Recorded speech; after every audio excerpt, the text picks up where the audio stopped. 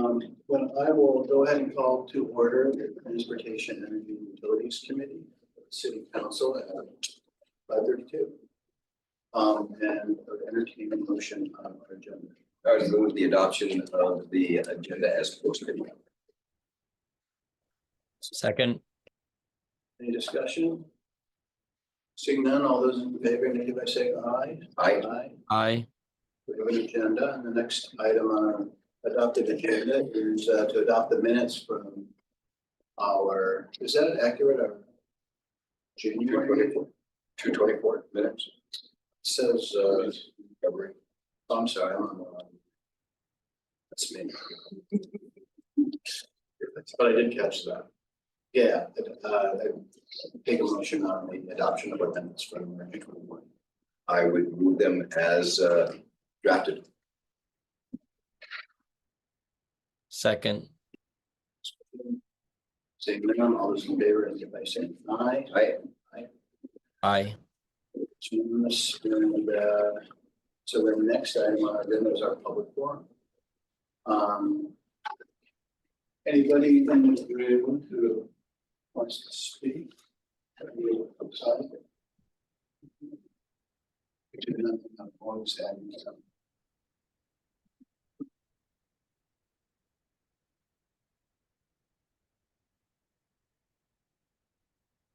Anybody else? Okay, first on our forum is Jean Keller. Yeah. Thank you. I'm Jean Keller. I'm resident of Ward 1. I spent a couple of hours this afternoon reviewing the transportation demand management plan, and specifically the issue about issuing or selling commuter permits, employee permits, which I would call commuter permits for use by non-residents. And I learned in the meantime that that part of the draft has been removed. I just wanted to confirm that recommendation of employee permits for use by non-residents in residential permit zones. Nothing has been removed yet, but we're going to be taking. You're going to be taking it We're up. going to be taking that up this year. Okay. Well, I just want to say on its face, the recommendation is rather irrational. Selling permits to commuters as a way of funding or promoting TDM makes no sense at all. Providing an easier way for commuters to park in the city, especially directing them into residential neighborhoods, has no role in TDM. It's like selling water in 8-ounce plastic bottles to fund recycling programs. In addition to the direct contradiction to what it's trying to achieve, and indeed worsening the problem of single vehicle commuting to Burlington, I want to point out the following. I was a project manager in my career, and I worked in City Hall as well. So I looked at this and thought, how do you stop employees from UVM and UVMMC who now park remotely from buying a permit to park nearby? How long will the permits last? What if someone is no longer an employee? How will the city know? If the employee permits are allowed only when resident-only areas are consistently less than 75% full at peak times, which is what it says in the proposal, how often will the neighborhoods be evaluated? Annually? By whom? How many times will a neighborhood be sampled before making the determination it qualifies for commuter permits? How much will it cost the city to monitor and evaluate this? 75% full at peak times is pretty full. Even 50% full means 5 out of 10 spaces. Only 5 out of 10 spaces are consistently available. How would the city decide how many commuter permits to sell on different streets? Enough to bring them up to 100% full? And what is peak time? For example, gridlock rush hour on East Avenue is 7 a.m. to 6 p.m. Monday through Friday. This is also when people schedule carpenters, contractors, plumbers, home health, and home care aides to our homes. Those people won't be there regularly to show up when the 75% assessment is done, but they do need parking spaces. I buy visitor parking tags for those visitors, but will there be a place for them to park? Will these commuters be able to park in our street anytime, any day? For example, weekend and summer events at the waterfront park using their parking permits for somewhere on Lakeview Terrace, a weekend trip to bike the recreation path, ball games at Centennial Field, parking in all the neighborhoods around Centennial Field on a weekend. It seems it would be very costly to enforce permits if they're only good for certain times of the day or week, and I don't see how you stop them from being 24/7, 365. The section of the TDM R5 includes a strategy overview that the revisions are needed to resident parking because, quote, the overall program structure is not as supportive of Burlington's multimodal goals as it could be. One of the recommended action steps is to tie resident parking permits to TDM programs. This proposal contradicts both those principles, and we ask, please, that it be rejected by the committee. Thank you. Please. Enter those into the record. I would like to. If you have an electronic version, send it. I do. I will do that. They're going to be copies, and thank you all for your work. Next, we have Richard Hilliard. No, we're gonna get it like.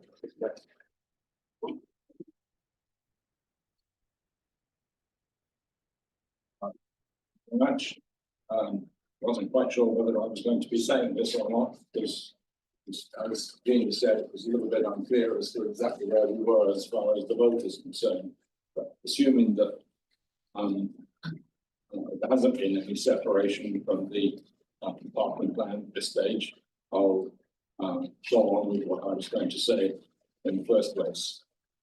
So obviously many more neighbourhoods in Ward 1 and probably Ward 6, Ward 8 and some adjoining wards are specifically affected by the resident permit parking plan, but there's been no public engagement in Ward 1. I want to make that clear. Shogan was at our MPA on the 12th of February and said that it was an intention to seek an MPA agenda slot, but so far that hasn't materialized. So this has all come pretty much as a great surprise. It's not clear how the mechanics are selling the on-street parking permits along resident parking. My street is public. It's not. I don't have resident parking. For one reason or another, but we're not seeking it either. But if there were changes around us, that might change our attitude towards it.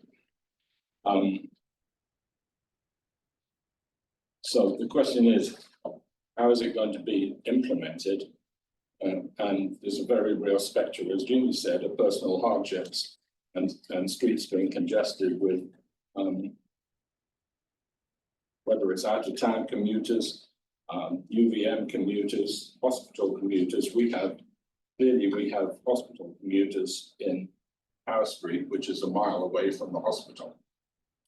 So that's concerning. Not quite clear how this all works. If you've got some sort of grid and there's some sort of stop hub or eBay application where someone goes up and instead of buying a seat and stands, you're buying 15 feet or 20 feet on North Street or whatever it is. Definitely. But the point is, yes, we don't know. And my sense is that it violates the spirit of the medical centre's memorandum of understanding we've been discussing quite exhaustively over the last couple of years, and has the potential to drive a coach and horses through any MOU that UVM comes up with. So that is a major issue as far as I'm concerned. But I think the most important thing is talk to us about it. We might come up with a better plan. I don't know. My experience of working in the community and working on contentious issues is that if we talk about things, we'll come to a better solution mutually for everyone. So I'm going to move the goalposts a little bit because it's clear, it seems to be clear in some of the rhetoric surrounding this plan that there's a desire to make some more money, which is fine. But is this the best way to do it? So there's no point in coming to these things if you don't have an alternative. So I am going to move the goalposts for this reason, because we don't do any traffic enforcement in the city. Nearly 2 years ago, I was speaking to a BPD detective on a street corner. Said, you could balance your budget by 3 weeks standing here with the radar gun. And he said, well, we don't do that. He also said that the previous year, which is 2022, we only gained about $50,000 in traffic tickets, but parking derived about $1.25 million. I don't know if those figures are correct, but they came from the Burlington Police Department. So a long time ago, 8 years ago, and I still have the email extract from the police lieutenant who did the work for the Ward 1 MPA as a favor. He said in summary, I worked on a shop detail on East Avenue for 5 hours of traffic enforcement and issued $1,700 worth of tickets. So that's 5 hours. So 5 hours a day for 365 days a year is $620K in 2017 dollars. So even if you just go to the Department of Labor CPI source inflation rates, that's $810,000. I know there's a slightly higher cost of sales, as it were, for police work rather than parking enforcement, but it's still a lot of money. And the point is that this is not going to, excuse me, piss off residents. This is enforcing laws that are already in place. You don't have to invent the wheel. These laws are already in place. We just don't enforce them. So it has also been suggested, let's just take the vote anyway. But we've seen that in Burlington before. Take a vote and you think that's that done. And it's not going to come up. But these things do come, they do recur and become a Trojan horse for future departments or committees to apply, also typically without public engagement, because the plan has already been agreed in a different iteration. So my urging to you is please postpone any vote and instruct planning and presumably public works to bring this plan to public engagement and input.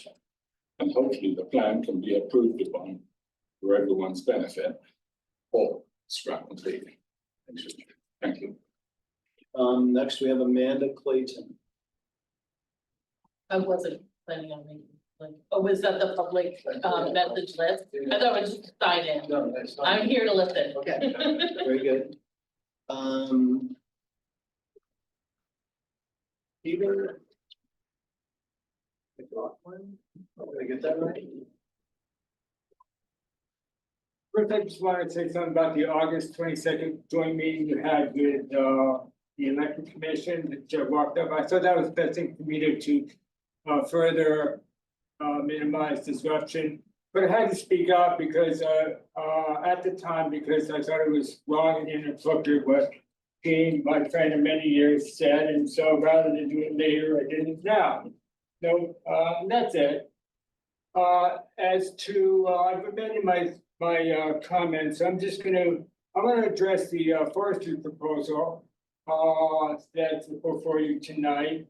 And the I read the minutes a couple of times of the last elected commission meeting, and I questioned the objectivity of it, because of the relationship between the chief forester and the John Holland, the vendor.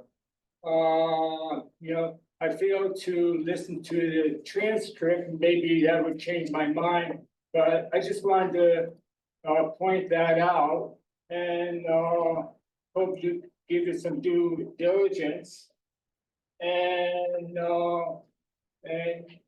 make the right decision. So I'll leave it at that. Thank you. Thank you, Peter. Nolan Rogers? I'm in Ward 3. I just want to say, I think it's great to discuss the TDM plan and just one thought. I really appreciate everybody who's spoken, and I definitely sympathize with all of their concerns, so don't want to detract from that whatsoever. As we're going into this plan, I would love for everybody to have kind of an understanding of in terms of how many resources we are allocating towards the TDM plan versus kind of other transportation things that we spend money on. We get a lot of federal funding for large projects. That's kind of the American development pattern. We pay a small percentage, and then the federal government pays to have, part of the highway built, something like that. We have the Champlain Parkway, which is obviously extremely cheap, but we'll have to cover those maintenance liabilities into the future, and which will cause property taxes to rise, which I think property taxes rising is a great thing. But we have to consider that I feel that we should put more effort towards things like transportation demand management in terms of dollars, similar to how much we spend on those major capital projects. Everybody likes infrastructure, but it's very hard to do maintenance on that infrastructure.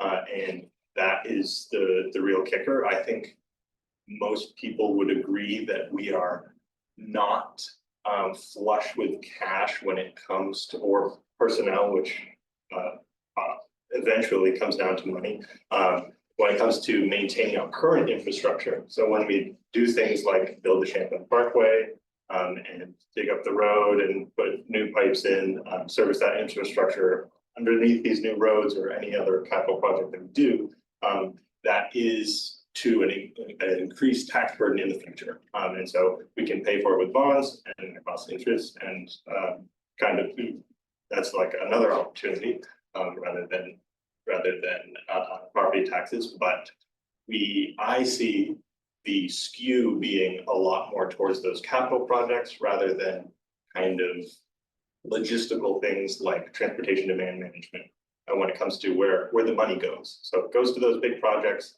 which happens to kind of benefit cars a lot, and to an extent commuters, people come into the city to park.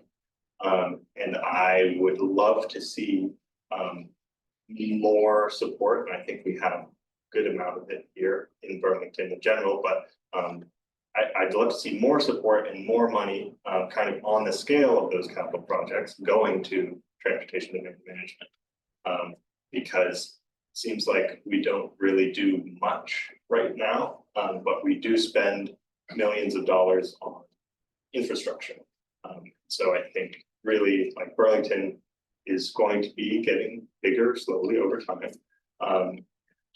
This is a great tool to deal with that, but I just want to make sure we don't continue to overextend our maintenance obligations while not actually implementing transportation and management stuff. We do a good amount with the hospital, with assigning permits, so there is some of that, but to cut down on traffic, we are going to have to really emphasize other modes of transportation and actually get some incentives in there to not use cars and to support buses. When you have a city of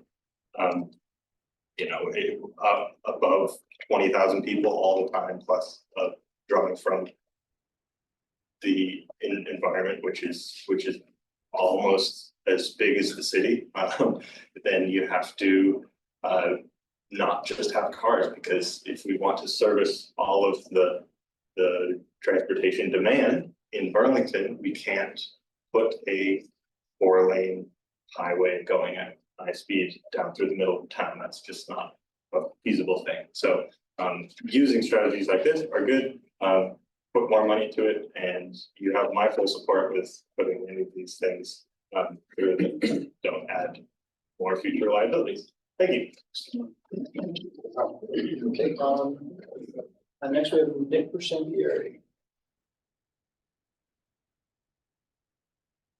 Thank you. I wanted to make a few comments about the McNeil emissions reduction proposal. The November 20th, 2023 resolution requires that the analysis to be done by the contractor include the scale and types of renewable energy technologies and energy storage that would be needed if McNeil was not in service and Burlington desired to have its community provided with the lowest cost renewable power generation that is both reliable and affordable, particularly for low and moderate income ratepayers.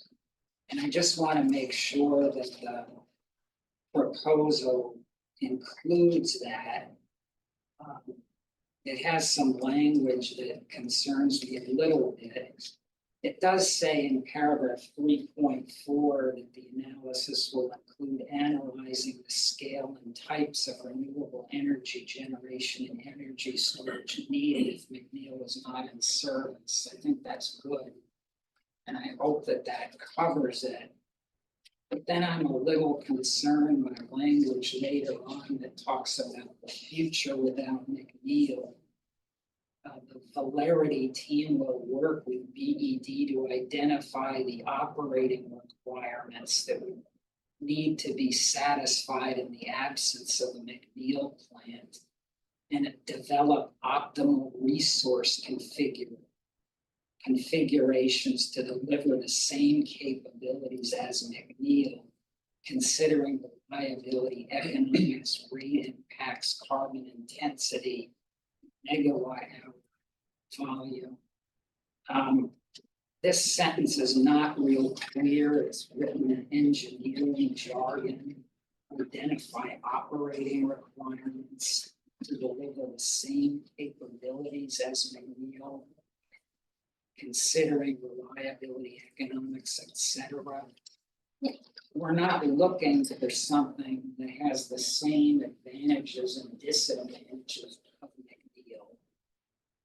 We're looking for something, we're looking for an analysis of if McNeil isn't running, what scale and types of renewable energy and technologies and storage would be required. So I'm a little worried that this paragraph limits the scope of what they're going to do.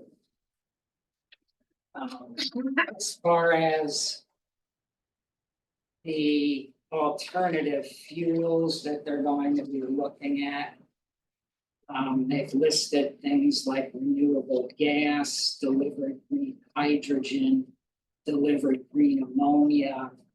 I understand that this is in the scope of what they're required to look at. I'm really skeptical that any of these are going to be cost-effective solutions. I think most of the scientific community believes that these solutions are appropriate. These are emerging technologies. They're very expensive. And I think the scientific community views these as measures to be used for hard to electrify applications, rather than to use to generate electricity. You make green ammonia and green hydrogen by using renewable energy, solar, but it's much more cost effective to just use the renewable energy to supply power to the grid rather than to use it for a process to make hydrogen or ammonia. that's then used to generate power. The hydrogen or ammonia does have, you know, applications in hard to electrify sectors. So I'm skeptical we're gonna get anything out of this. I hope they will focus on cost effectiveness. And I also hope that there will be opportunity for public participation. That was something that was discussed in the joint August 22nd. The only other thing I wanted to mention is I saw a copy of a number of topics that the committee is planning to consider over the course of the next year. And I just wanted to bring your attention to one thing that you might want to keep in mind for the future. The thermal energy carbon impact fee ordinance requires the Department of Permitting and Inspection to maintain records, including records, you know, as to what types of renewable energy are used in new construction or modification of large existing commercial buildings. And they're supposed to report that data to the city council no later than January 1, 2026. And biannually thereafter or otherwise upon request. So that's something, you know, I don't know if you want to wait till January 1, 2026 or ask for some information now. We modeled the types of renewable energy that would be not subject to the fee and defined as renewable energy based on the state's Affordable Heat Act. And as some of you may know, it looks like the Affordable Heat Act is not going to go into effect. And in fact, the technical advisory for the clean heat standard made some damning findings about the health impacts of wood heat. And in particular, they recommended that cordwood not be allowed as an allowable clean heat measure based on its impacts to public health. So I'm hoping we can maybe at some point reconsider incentivizing wood heat in our ordinance. Thank you. Thank you, Nick. Thanks for flagging that, requirement of the, carbon pollution impact fee ordinance. I've just been notified that Charles Dillard, who's here to speak to our first item, has a hard stop, so he can attend the planning commission tonight. So if the committee is okay with it, I'd like to suspend public comment and come back to it after the planning commission or the TDM item, at least have Charles here to answer our questions, and then maybe we could take additional public comment on it and then deliberate on it. Does that sound okay with folks? I'm sorry, I was trying to get because Nick raised some questions that I had to get a piece of paper to. Ryan, I missed that, I'm sorry. I think I got some. So Charles has a hard stop. Okay. And we need him to deliberate on this item. The first item on our deliberative agenda, which is a transportation demand management study. So I'd like to turn to that now. So that the chair, Yeah. just a point of order. Yes. I do object to the suspension because there are 3 people with hands raised online who want, I think some of them want to address the TDM. And so And I'll allow them to do that. I'm fine. I'm just telling you, I object to the change of the agenda. Okay. Do you have a suggestion on how we manage it otherwise, rather than just to object? I suggest that Director Dillard stay, and that's my suggestion, but I'm not the chair. Okay. From what I heard, what you said is that Charles would present and then answer our questions, and then we would resume public forum, and then we would deliberate on it. Does that change your stance, Councilor Litwin? I am not sure to what degree the three people with their hands raised online, including one of the counselors, one of our fellow city councilors who wants to address the TDM, whether they want Director Dillard to hear that comment or not. So I'm gonna move to suspend the rules, which we need 2/3, right? That's 75, that's three of us. If three of us suspend the rules, and we'll get there on the assumption that people who have comments about TDM can Yes. get it in here. Yes. That's what I would move to do. Second. There you go. Any discussion? Okay, all those in favor of suspending our rules to allow us to deliberate or hear from Charles on this first item on our agenda? Okay, so I saying, Aye.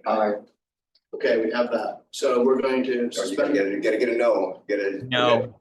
No, There you go. okay, so let the record reflect the vote. Councilor Whitman, you voted, and then there you go. So let's turn to Charles so he can present before he leaves us. You should be covering, there we go. All right, and just to address the folks who've not had a chance to speak yet, I will make sure I get the comments either from the video or from Robert. First off, just want to acknowledge the concerns about the residential parking permit program, particularly point 3, that suggests, if at peak times, streets are not being parked at 75%, that the proposal would be to, make some of those spaces available. We would not implement any of the action items in this plan without doing more engagement. That goes for this action item and any other action items. I just want to make sure that's clear to folks. If through the engagement, it is clear that this particular strategy to make spaces available is not desired, of course, we could remove it from the action. Let me share my screen here.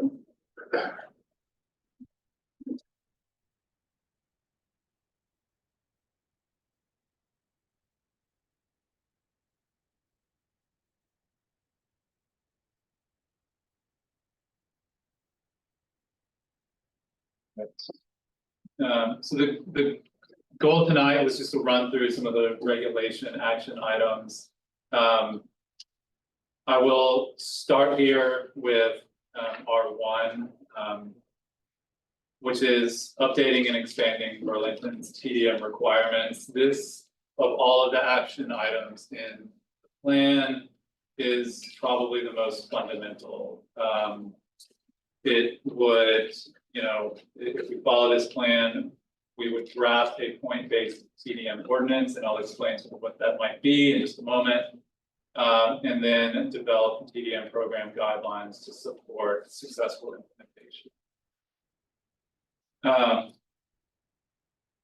TDM in the region, there was a request at the last meeting to sort of describe what TDM looks like in the regional context. South Burlington and Winooski are the two municipalities in Chittenden County who do have more rigorous TDM programs in place.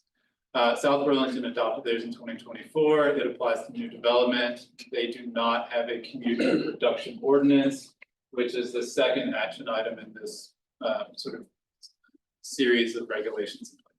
Winooski, their TDM program is currently under review. It also applies to new development, and they do not have a community reduction ordinance. TDM in South Burlington, essentially, they develop a target reduction in trips generated from projects. They determine when a project is submitted, which category it falls into, small, standard, or large, and the number of trips that are generated. And their TDM requirements are then derived from that. Large projects are required to have a 14% target TDM reduction. The system essentially works like this, where instead of points, there's a sort of percentage reduction achieved through 4 sort of actions in 4 categories. So you get a credit in South Burlington if you're located near transit or mixed use development. If you provide active transportation, site design, or ongoing activities, which are things like providing GMT credits to tenants or employees, or providing car share, or CAPMA membership, those sorts of things. So through accumulating these percentage reductions, that is how the development TDM achieves their required target. Winooski is very, very similar. 3 tiers of projects based on project size in terms of number of units or square footage. This is very similar to our own process today. And projects in Winooski have to achieve a minimum number of points according to the tier project size that we follow. Much like South Burlington, there's a whole sort of menu of options, very similar to what we would be proposing here. Marketing is the only essentially required one, and then there's some elective strategies. They're not categorized in the same way that South Burlington does, but they are very similar in their approach: bicycle, pedestrian, and transit focused strategies. So that is just to give the committee a picture of the context, and to say that in implementing our own point-based system, we would look to both achieve our community's goals on TDM, but also make them somewhat consistent with regional municipalities, to make sure that there's a sort of clear and consistent TDM framework across the region. That's in everybody's benefit. It's in CAPA's benefit, and the Regional Planning Commission legislature. I'm gonna skip over the commute trip reduction ordinance and the neighborhood-based TDM plan. Commute trip reduction ordinance, I would just say that there's no sense of urgency right now. I know that some members of the committee probably support this and oppose this, and perhaps there's another meeting where we can discuss this. Neighborhood TDM planning is happening in the Plan B2B New North End. We also have a MTI grant from the state, Multimodal Transportation Innovations, to implement a mobility hub in the North End. And that brings us to the parking benefit districts in the RPP action items. Just want to make sure folks understand these are 2 separate strategies. The parking benefit district is something that is geared toward an area of town that is more a destination. Think the North Winooski corridor, Pine Street corridor, areas around there where folks are driving to say, go to a venue, an arts gallery, dental, dentist appointment, that sort of thing, where they're going to a neighborhood parking. That is where some of those streets are metered. And a lot of that revenue stays within that district to fund transportation improvements. The RPP program that we've heard some concerns about is here. Specifically, the 3rd strategy, which again is to do some analysis and find out if there are streets within an RPP program district that are not 75% parked at peak times, that some of those spaces could be made available at a rate that is consistent with what folks would otherwise be paying from their employer to park on their campus or place of employment. Again, we would not implement this without doing engagement. I have been asked to come to the the Ward 1 NPA on Wednesday the 9th, I believe it is. So I think I've got a spot on the agenda, so I will be there, Richard. And happy to engage on this. And I will just say it as I conclude, and I'm sorry I do have to run to the Planning Commission. With the TDM ordinance, and again, any other strategy here, we would be doing engagement both as we're required through any zoning amendment process, but also we would sort of go beyond that and do some more focused engagement with specific communities if need be. The budget and the scope of the citywide transportation options study, which produced this TDM action plan, it allowed for some engagement, but not completely rigorous process. We prioritized our engagement to underserved communities, lower income folks, new Americans, that sort of thing.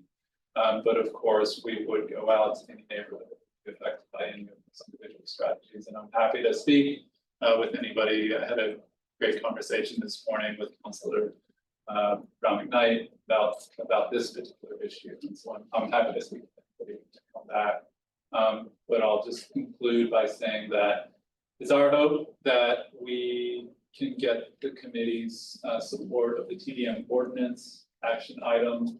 And otherwise, I fully acknowledge there's work to do on some of the others, and we can do that either through this two process or through the individual implementation of these actions. Give time to entertain questions. Maybe a couple minutes. I actually have comments and sort of action, so I don't need to do that. Do you have any questions? Evan, do you have any questions? I will reserve them for when we discuss this matter when for discussion, because we'll be discussing this without Director Dillard present, correct? Yes. Okay. Okay, I guess that's it. Listen, thank you for that. And with that, I guess we'll go back to public forum. Yeah, sounds good. Okay, and I apologize to those who have been waiting online, but we wanted to hear from Director Dillard before he left us. First, is Barbara first. We have Sharon Wisher first. Okay, go ahead, Sharon. Hi, good evening. Thank you for allowing me to make these comments. I'm talking about the overall plan and process, and I just want to point out a couple of things, inconsistencies as I see them. First of all, Charles talked about the commute trip reduction policy, which is a goal to reduce trips into Burlington. Environmentally, it's a goal. It just helps our streets, our neighborhoods. It's a very laudable goal, and that seems to fly in the face of then selling permits on streets, encouraging employers to have their employees drive into Burlington. That seems so contrary to the overall philosophy of TDM. I just hope that the committee kind of looks at that and says, what are we doing here? It just doesn't make sense. I was glad to hear that Charles said that he would be coming to, I live in Ward 1, and I was glad to hear that he would be coming to Ward 1 NPA.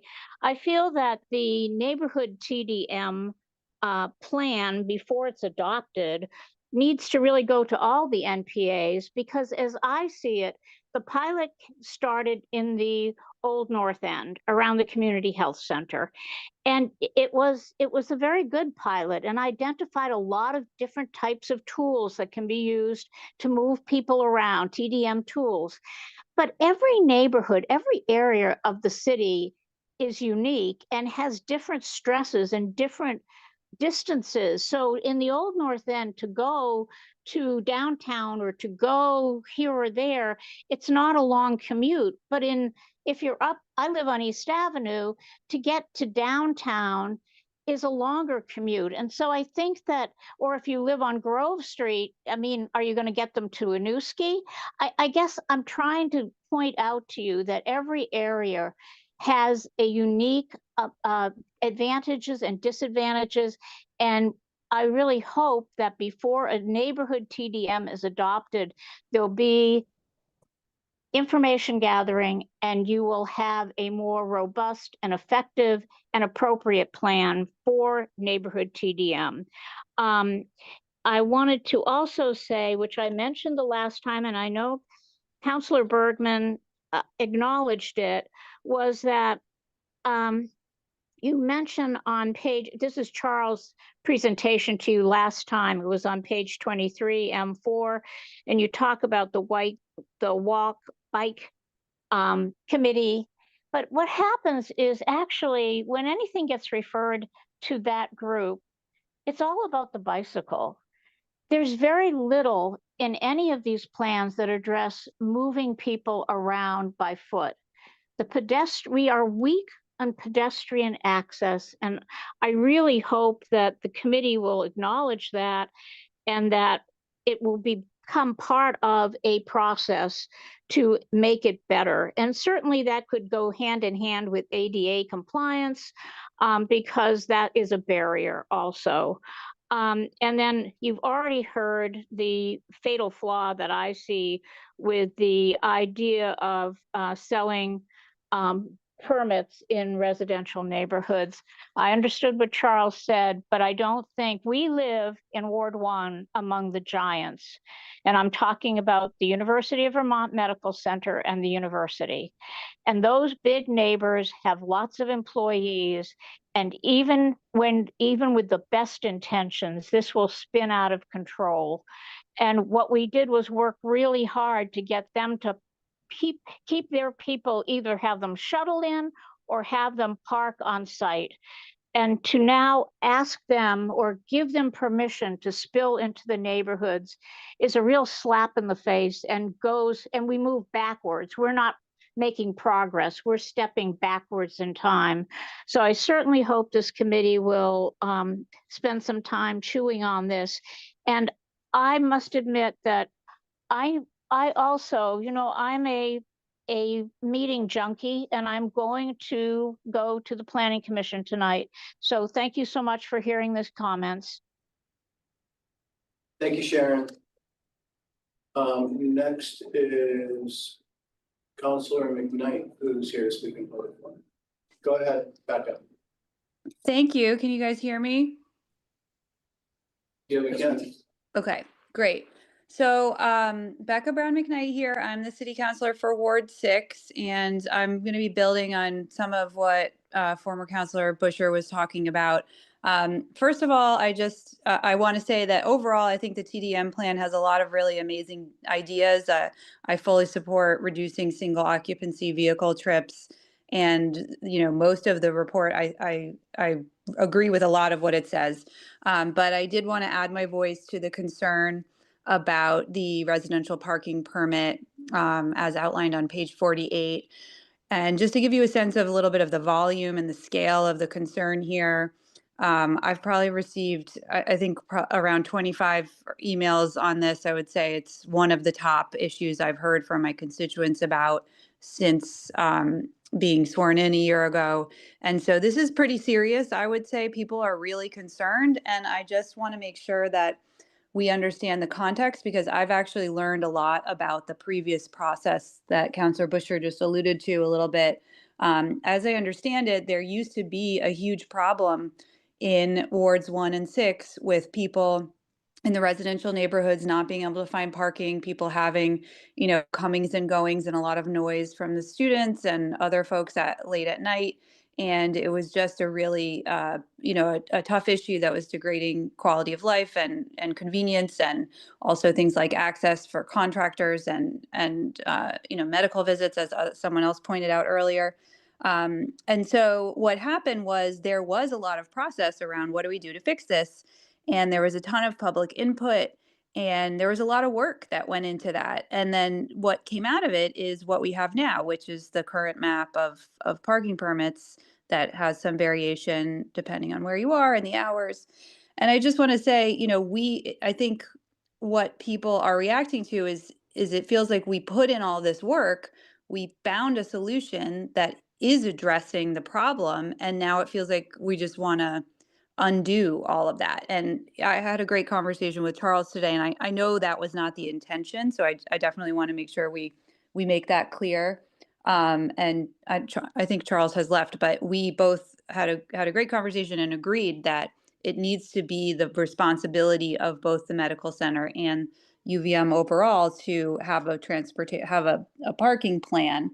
So I was really glad to hear that, and hear that it was not the intention of this recommendation to start selling parking passes to UVM, which has been the main concern. And so I was glad to hear that wasn't the intention, but still there's an acknowledgement that this does leave an opening for that as an unintended consequence. So as far as I understand it, I don't want to presume the committee's deliberation, but it sounds like there's an openness to tabling this and not moving forward on this while we do move forward with other aspects of the TDM plan. And I support that. I appreciate that.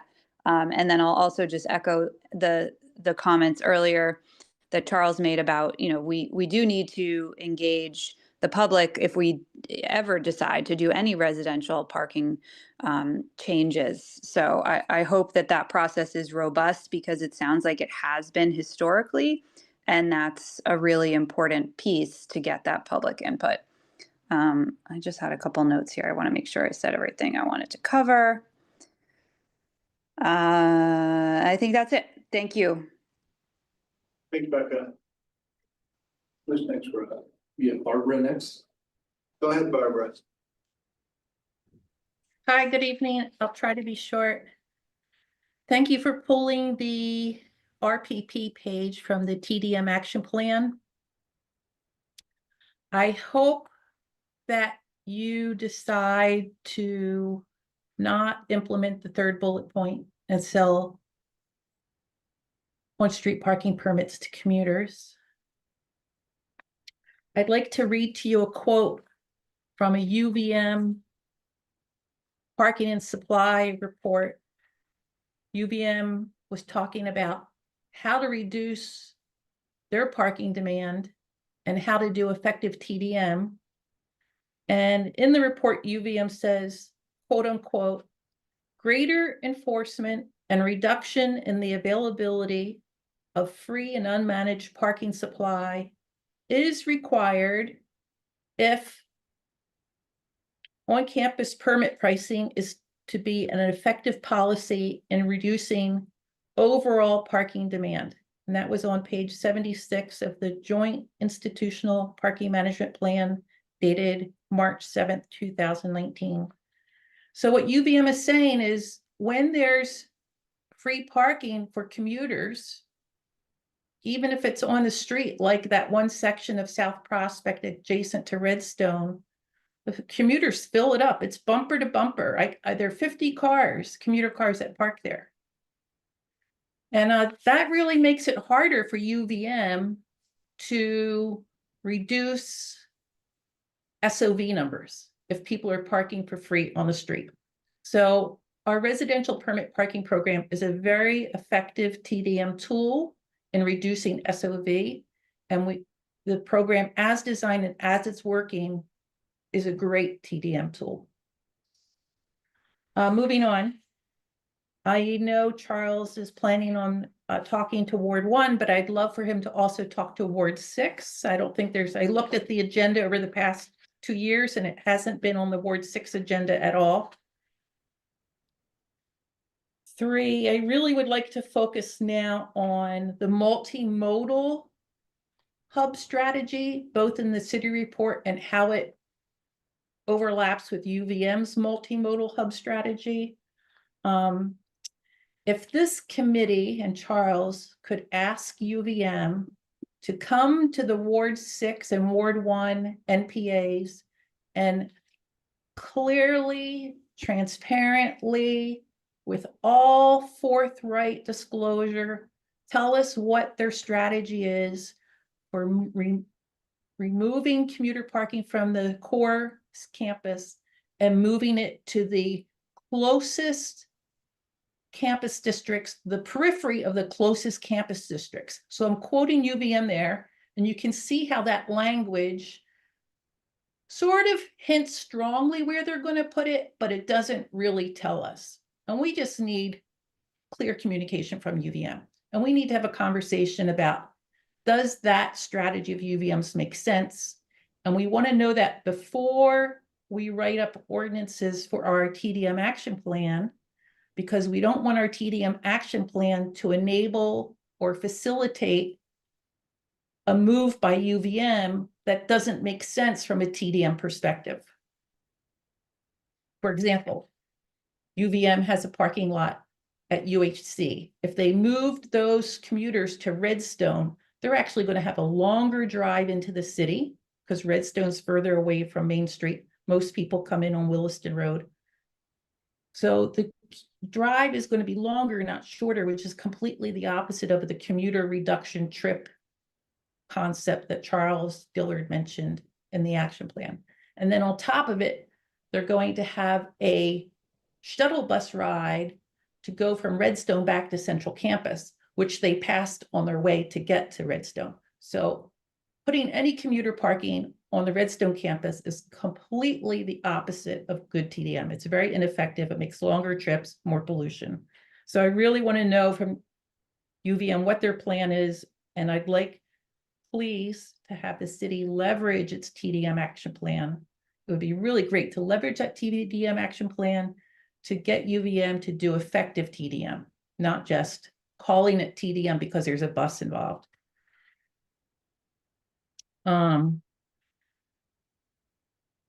I think the last concept is, I think it would be really great to include guardrails and metrics in the city's multimodal hub strategy so that we choose streets based on certain criteria, like, oh, this street has a lot of traffic, a whole variety of people want to use a variety of different modes of transportation. Maybe this would be one of our higher priority locations to have a multi-mode corridor and a multi-mode hub. So I think outlining those criteria in the ordinance would be really useful to making sure that the multi-mode hub is going to be where it's most effective. Thank you. Okay, thank Yeah, and it looks like we have Claire Wool. Go ahead, Claire. Hi, thank you so much. I just, all of my points were brought up by Councilor McKnight. Thank you so much for being on the call and appreciate the plan and the hard work that goes into it. But yes, over the course of many years ago, we were actively involved in these residential parking discussions. So it's critical to speak with Ward 1, Ward 8, and Ward 6 because we are familiar with those parking areas that exist around the university and the hospital and the panic and the sadness of, you know, thinking about more SOVs coming into the city to single occupancy use parking on our residential areas and trying to maintain those streetscapes that include, as Sharon, former Councilor Busher said, about the walkability and the safety of all of our students walking to our Edmonds campus and our public schools, but really the concern I have most is selling residential parking and what Barbara had just said as well. The work that we did to look at those memorandums with the university and making sure that we are in sync with their inventory and the concerns that we have as residents that abut the university and the medical center. So thank you so much. I don't want to be repeating the points that are brought up. Thank you so much. Thanks, Claire. Is there anybody else online who would like to speak in public forum? If you want to speak, indicate by using the raise hand function and we'll recognize you. Going once, going twice. Guess that's done then, and there's no one else that's just joined us who wants to speak in public forum. So I guess I'll go ahead and close public forum. And we'll move back to the first item on our deliberative agenda, the transportation demand management study that we've heard about in public forum and that we heard Director Diller talk about. And I'll open it up to committee discussion and comments. I think Gene wants to start. Yeah, let me do that. So I have had a lot of people contact me. It's really helpful for everybody to do that. And I just want to say that I don't see this committee as being asked, nor do I think we should be quote unquote approving the plan. I think that this is a plan which gives us lots of ideas. And the idea then is to decide how we're going to move on them, if at all. So when I look at what was being asked of us, what we were asked for in the last meeting or in the last memo that we had on this, and pretty close to it in the memo that we got today, is to be really focused on a revision of the TDM ordinance that we have, which I'm really proud to have been the spear that got that in before any other town in the county. So I'm really pleased that we are able to get that in, and I am very much open to us being able to advance the conversation on that. And let me say that I do think that it makes perfect sense for this committee to keep the jurisdiction over the development of these. We've done that with the benchmarking. I don't think it needs to go to the ordinance committee, folks that are not dealing, and I'm on the ordinance committee, but it's really such a committee of general jurisdiction, but we've been focused on transportation things here for a long time. So I really would like us to keep the TDM plan, or whatever we want to call it, under our jurisdiction. And I feel very comfortable about moving forward with us starting to work on an amended TDM ordinance. I would be open. I heard for the first time that there may be some issues with the trip reduction ordinance, but I would be happy to advance that too. That was the second of the third of the three things that Charles was recommending needed to happen right off the bat. The third thing that he had raised previously in terms of the direction was around the neighborhood planning things, the Plan BTV in the north end and some other things. Those are things that I would like us to have jurisdiction over and get reports on, but really that's about work into the community. And that really fits into the other, at least three of the other regulatory provisions. And these are the ones that have been talked about today. So let me just be clear, and I've told this to Charles days ago, and I've said that to other people.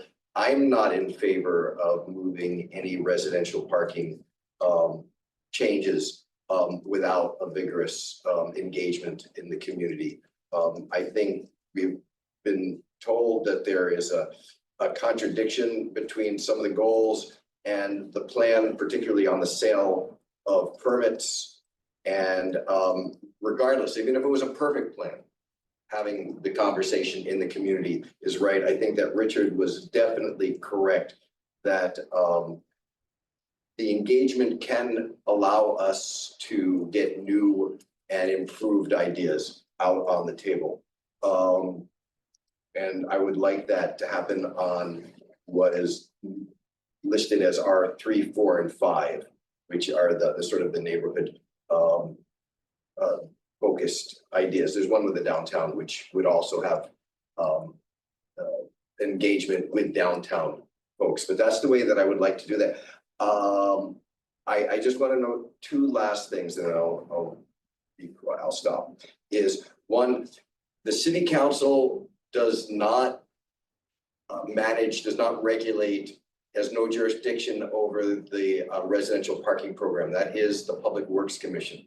And for many years, I tried to reform that program just to make it work better, because I was working as the lawyer for the office that tried to make it work. And I could not get those changes through. I mean, the politics of the residential parking program are as thorny as any that we've got in the city. And one of the problems is a disconnect with the commission. So I would like in the engagement process, and I asked this of Chapin and for Charles, who is going to listen to this on tape, to have a representative of the commission be part of the engagement process, so that it's not just a foreign language, not just an alien invasion that nobody knows what the hell they're all talking about. And then you start with at zero, because nobody on the commission that's deciding it knows what to do, and then it just throws out all the other good work. And then I just want to also note, finally, that the sale of permits to employers is one of three ideas on the residential parking that have been recommended to us. And I make no comment about whether whether I approve them or not, or support them or not, just to say they are different and they need to be considered also. So there is a really a tendency to focus on the hot buttons And we gotta make sure that we are focusing on all of the buttons that are out there. And they're interesting. And so I just want people to not give them short shrift. And I think that is enough. Thank you. Okay. Who's next? Go ahead, Mayor.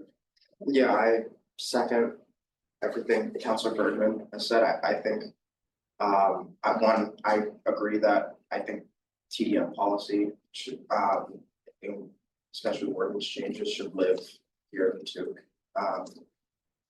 And when it comes to R1 and R2, I think those are things that, well, as Councilor Bergman said, things need to be ironed out with a potential CTR ordinance. I definitely think that we can just start working on amending TDM ordinance, and then in the future working on CTR. I think those are all great things that should live here and that we should be working on implementing. And then also when it comes to R3 through R6, I wouldn't want to begin working on those either well or the type of public participation and feedback that is required has been done. Just on its face, I would not support what is being worded to us in terms of what people describe as the residential parking permit program.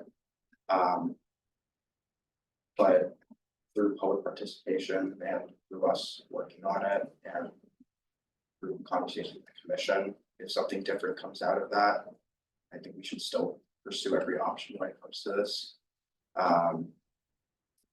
But yeah, and I would even expand on Councilor Bergman's comments on having a representative commission here when we discuss these things. I think one of us should be over there when they discuss it. So there's just this constant line of communication. Evan, you want to get in? Well,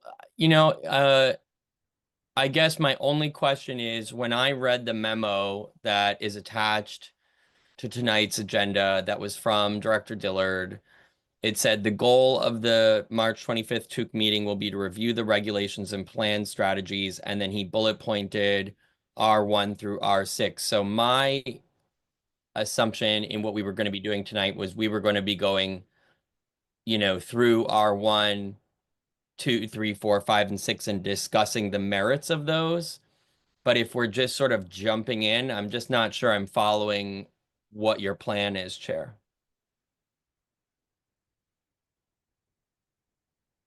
Are you asking, my plan? Like, am I supposed to address R1 through 6 right now? Are we going to go through it and sort of debate the merits of R1 through 6 over the next however many minutes? Well,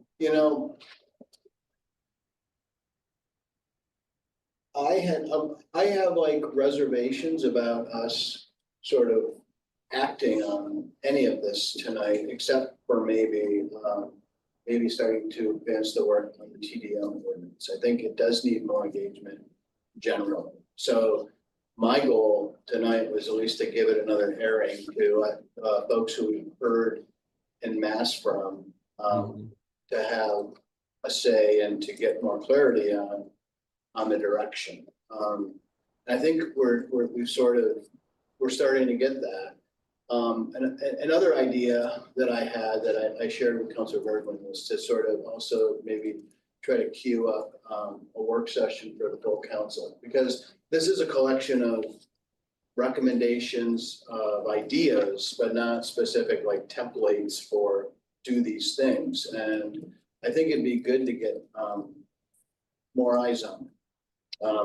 Although I agree with the notion that this is the right committee of jurisdiction on the council. And we have sort of a continuity on a lot of transportation issues, of understood continuity of sort of institutional knowledge on a lot of transportation issues. So we should keep that here.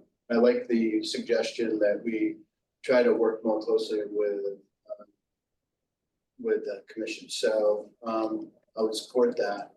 I am not ready, certainly not ready to do anything on RPP tonight. I think, there needs to be more engagement. It sounds like we need to, work with folks in wards 1 and 6 and 8, minimally. And, I also liked the idea that was proposed but not discussed tonight of sort of hucking RPP to the big transportation plan update that we're going to hear more about in the coming months. And it would allow then maybe time for planning to gather more input from the neighborhoods that are most affected by it.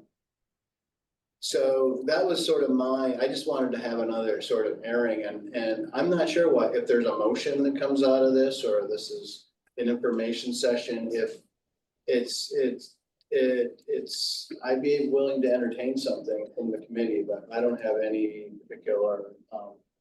Well, before we make any motions, I would like to then make comments, because the only comment I asked was a question to you, Chair. Essentially, I think former Councilor Busher's comments were well taken. I think hucking RPP, it's like taking a bad idea and moving it over to somewhere else to like reconsider whether it's a bad idea. I mean, it's a bad idea. So A bad okay, choice. so what I would say about RPP is, of everything on this proposal, I think it should be removed. I think low socioeconomic status individuals, you know, are already hyper burdened with paperwork and applying for exemptions from everything from rent to electricity to things for their kids at school, summer camps, etc. Why do we need to add another thing for them to apply for to be able to park their car in their own neighborhood? Additionally, I think that it opens up a potential black market of selling permits from somebody who actually could qualify, such as a nearby employee, and then say, "Oh, I don't really need it anymore, so I'm gonna keep claiming it, but I'm gonna sell it to somebody at a profit." We already see that happen with parking spaces all around the city to students for many years, but they've been privately owned. And then additionally, almost all of the residential parking only streets are there for a reason. It's because of UVM Medical Center and UVM employees. And I was a UVM employee for 9 years. I know exactly what the workarounds are and how long it takes to get a parking permit to be able to park anywhere near your office. So RPP for me is just like a non-starter. R2, I think, also has some problems, which is the commute trip reduction ordinance. I think I'd want us to have more conversations with the business community about this. I think it's overly prescriptive. It suggests that employees with, companies with as little as 20 employees have to come up with these plans. I mean, that's essentially every restaurant and retail store in the city has to come up and submit a plan. It's an example of over governance. And then the best practice model that's cited here under R2 is Santa Monica, which has double the population. It has 1,100 municipal employees. And it has a commuting population of 250,000 people. We are not Santa Monica. We do not need to create complex things that struggling businesses already need to fill out another thing and submit another thing every year. And we have empty parking lots all over the place. We've got park and rides. We're reducing bus services. The Staples parking lot, private industry could step in and cut a deal. Staples parking lot has 100 empty spaces on any given day, just as an example. So hotels, some of the nearby hotels could sell some of their parking. We've got parking down by Catamount Run. there are options that we can explore. But I think R2 again is burdensome to the business community, and I'd want more engagement there. I think some of these ideas are good, as Councilor McKnight said, and I support some of these ideas, but R4 and R5 are probably the ones that I have the most problem with. And then R2, I just think we'd want more business community engagement. Okay. Well, how does the committee want to proceed tonight? Well, as I would propose that we start with the TDM and the ordinance and the revisions. That's a big meal to digest. So that's the way that I would do that. I would just say that all of these are ideas that are out there that we've got to work through the details. So I am not in favor of removing anything. The fact that a study recommended the sale of parking, permits, I don't support that, but I don't think you just remove it without having a full conversation about residential parking. So I strongly disagree with that. The details of each of these we need to vet, and I'm willing to do that. I was not intending to do that tonight. I was thinking that this was an overall introduction, and then we begin with the plan. And I see that we'll talk about our plan in the future, and I think transportation, this would be right for starting with and having as a focused idea, something that we could actually make some progress. So that would be my proposal, that this committee start with the TDM ordinance revision, and that we put it on when we get to the planning. Wrong thing to do. That we put it on our April agenda, which is when we get to the scheduling, so that we jump right into this. Whenever it's appropriate to give a motion, that's what we make. More discussion on Yeah, I guess I have a question, Chair, which is I'm not seeing the TDM ordinance attached to tonight's plan unless I'm missing it. So I don't have it handy in terms of what we would be advancing if we were to take Councilor Bergman's idea. So, Councilor Litwin, we have an existing ordinance. And so I would think that we would have that in front of us. And then Charles has got an idea that is changing this to a point system. The only thing that I have got is what you and everybody else has got, which is this plan. So he will have to bring things to us, and we'll then begin the process of doing it. I think that it would be foolish to think that we will come out of that meeting with an ordinance. And I think that nobody would reasonably think that that would be the case, but we would begin to start that. So, as long as we've got materials ahead of time, then you would see what we're doing. But what you've got, and I don't know that his presentation, I don't think his presentation was included in the materials, but that would be helpful to have, and that's something that is part of the would be part of the discussion. And perhaps he would have a draft ordinance. Actually, I don't know. I haven't worked on it with him, so I can't tell you. But that's what I would see us doing, and so then the details would be in front of us for us to get into. Does that answer your question? Well, would we retain jurisdiction over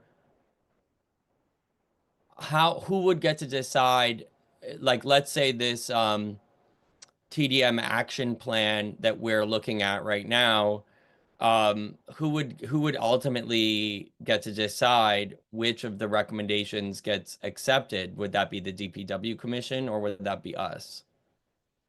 It depends, right? Because didn't we go over that the residential parking sits in the DPW commission? Whereas stuff like the TDM ordinance, we want to keep here. Right, yeah, I think that, everybody's sort of on the same page about further work on residential parking, so I think we would allow planning to go off and do some of that work. And nobody would be, we'd wait for the work product to come back to our committee. Mm-hmm. That'd be my thinking on that. So do we think it's an efficient use of, like, I don't know if I feel that it's an efficient use of city time and energy to pursue even evaluating it. I don't think any of us have heard tonight or at any point that this is a good idea. And so I think, removing our R5 or whatever it is, the RPP, and saying we don't even think it should be in the TDM would at least kickstart the other parts of the project. I mean, why send people out to do this evaluation when the public, I think, is clearly against it? I think it might get removed through the engagement process. Or, there are three components of residential parking. And I don't think that you could have anybody, I didn't hear when the comments that said that nobody should be looking at the residential parking program and seeing how it could be improved. I heard people say, I would like some engagement. And that's exactly what two of the three things in the report call for. They call for a review, and one is just about the sort of the administration. The other has to do with linking it to TDM. I guess why not engage people on the good ideas instead of the one that clearly people are not that interested in? I think there's been enough public outreach for us to make that assumption from what the community wants.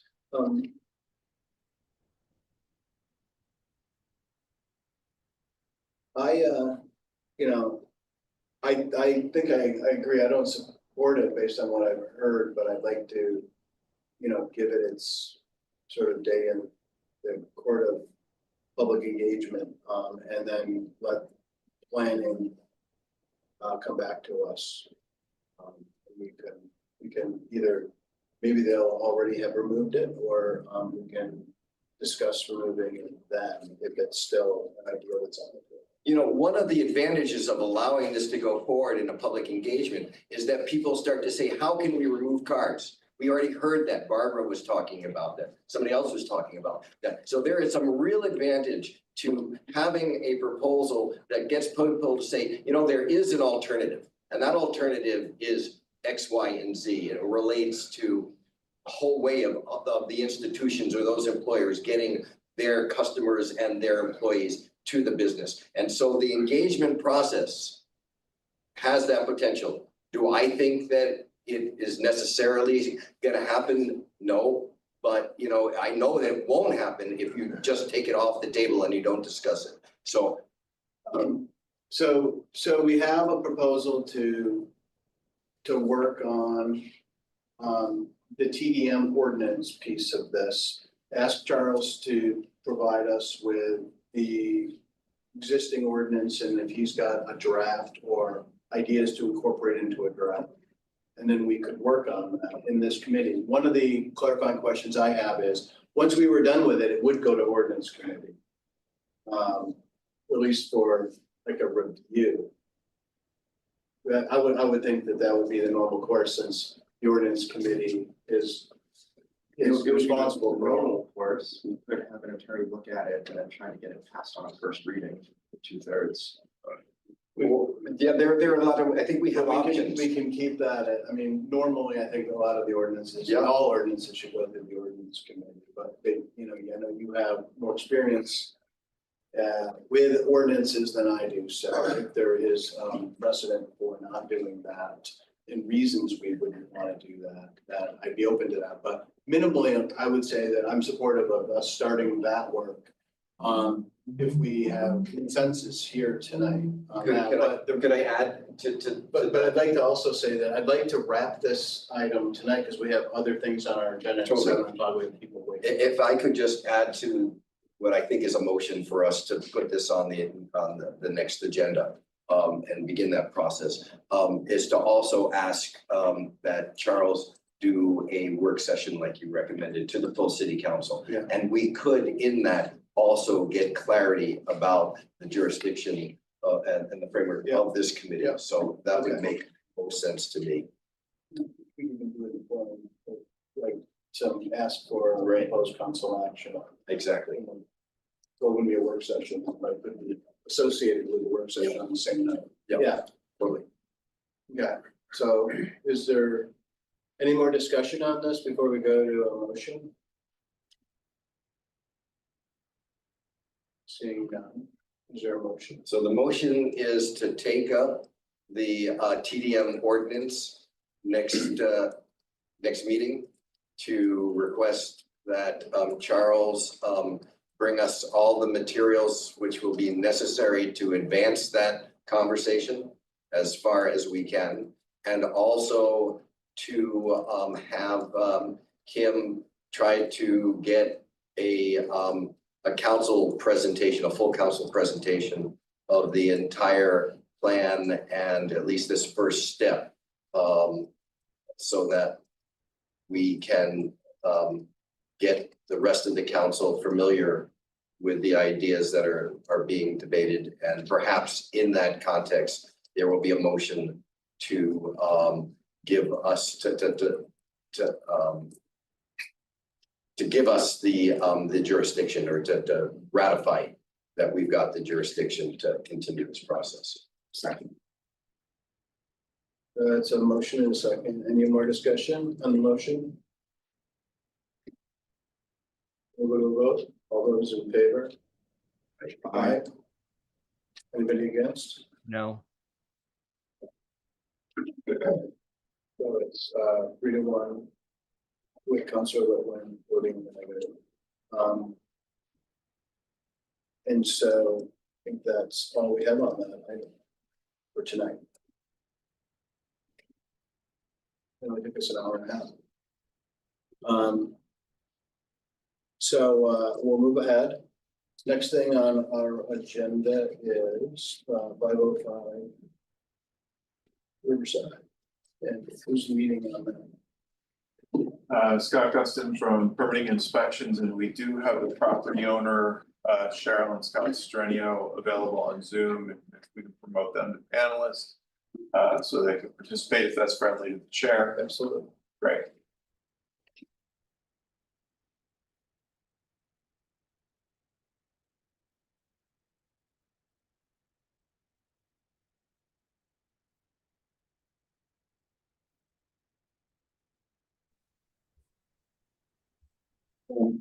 Evening, as Jason said, I'm Scott Guston. I'm a principal planner with the city. I work here at permitting and inspections. One of the things that I do is administer these hazard mitigation grants. There have been a few of them, and we have one before you tonight. We're essentially looking for pre-approval. I think we can characterize it as that, to pursue this grant application and award it, oversee its implementation. So 505 Riverside Avenue is one of several properties that have been assessed for slope instability over the past couple of years. And it was found to be at imminent risk of slide this past October by the Vermont Geologic Survey. So the current owners on Zoom here are interested in pursuing a buyout grant from FEMA. The really short explanation for that is because the property has been found to be at imminent risk of slide, and qualifies to make this application to FEMA. And if the grant application is awarded, the property owners are paid market value of the property, city acquires the property and is converted to green space, thereby mitigating any future losses of structural or property damage. This property, in past decades was used as a fueling station, and we're aware of petroleum contamination in the ground that's currently being assessed and managed. It's being paid for by the Petroleum Cleanup Fund. We have talked to folks at DEC, Vermont DEC, about enrolling in the umbrella program to mitigate any liability concerns if there's things other than petroleum in the ground there. But we think we've done those I's and crossed those T's, and are seeking their approval to submit the grant application. The application deadline is end of April. I've done a few of these grants and they move slowly, but they do move. There's a similar project just down the street at 389 Riverside, and you may have noticed that the beef price is now gone. And that was the same program there, without the. That's the overview. Yeah, I would just say that in your packet is the recommended motion that not only, gets your support to apply, but would pre-approve us accepting the grant. These are 100% grant funds. And that will enable us to move as quickly and expeditiously as possible. Is there more? These things to do the owners now speak? Certainly, if it's friendly to the committee, yes. Sure. Cheryl and Scott, do you have anything to add to the discussion before we discuss it as committee? Don't go into the restaurant business until you check the land. But no, we bought the property 10 years ago, about 10 years ago. My wife is a trained chef. She had the Little Red Kitchen there. And along the way, we found out some of the issues with the bank. And I can just really thank Chapin and Scott for, helping to shepherd us down a viable path. At this point, we've been working closely with the state. The state and the city have been working closely together. And we just want the space to be used as best as possible at this point. And we think that this is the best path forward. So we appreciate your time tonight, and we really appreciate your consideration of this proposal. So open up to the committee for discussion. What is the document? It's in the two memo that the motions are. The motions at the bottom of the two memo. Well, as somebody who dealt with slides on Riverside Avenue and dealing with them, this is great. I'm glad that we've got the cooperation of both the city and the owners, and this makes perfect sense to me, given the combination of the topography and the water and the pollution. So basically what we're going to be doing is recommending that the council authorize the mayor to execute. So anytime anybody's ready, I'm ready to propose. I have a question about the property. I went there today before the meeting. Is this property, it's a 5-acre parcel, I think you told me. And so the camping that's going on there now, is that on the parcel?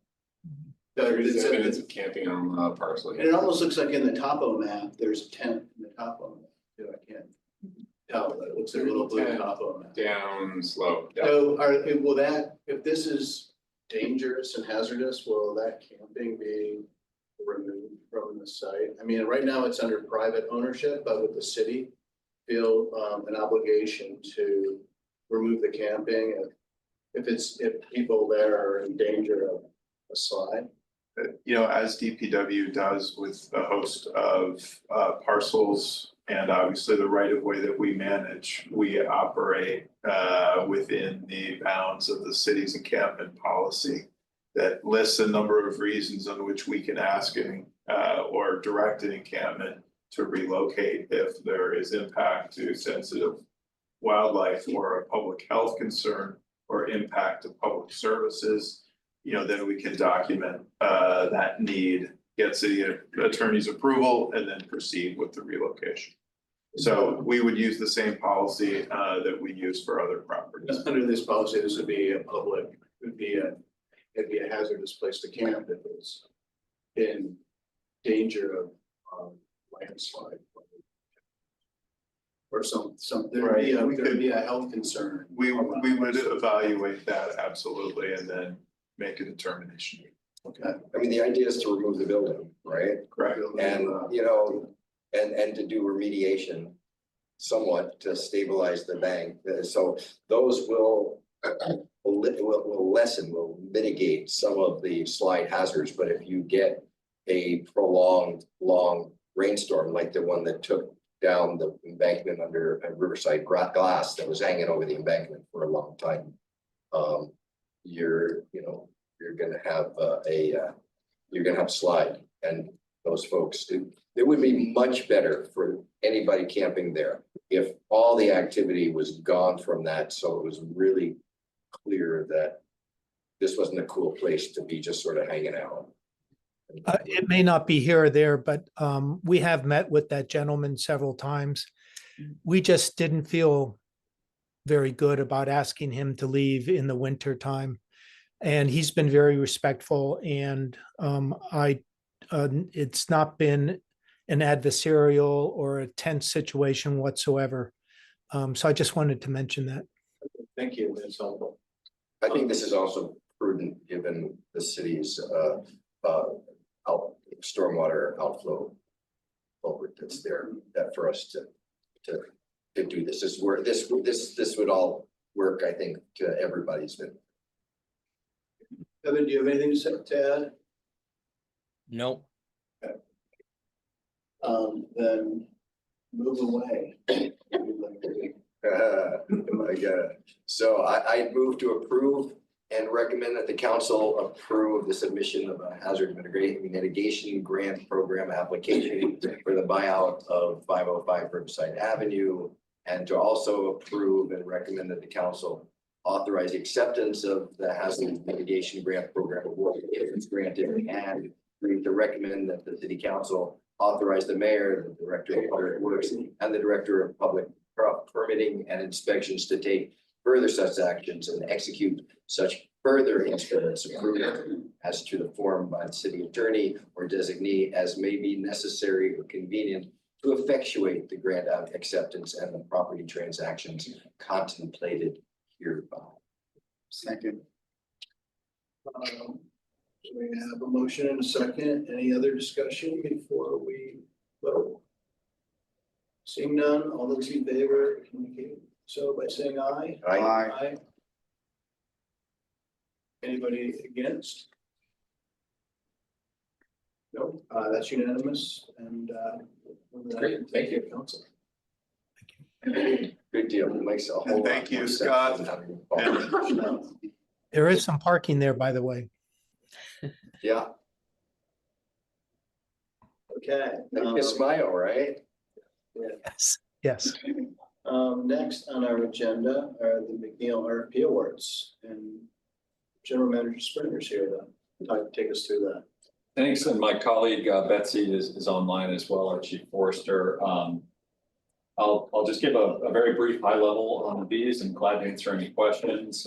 So as a reminder, these flow from the November 2023 District Energy Resolution, called for two different analyses to be conducted to be included in our FY25 budget. Those were included in the budget.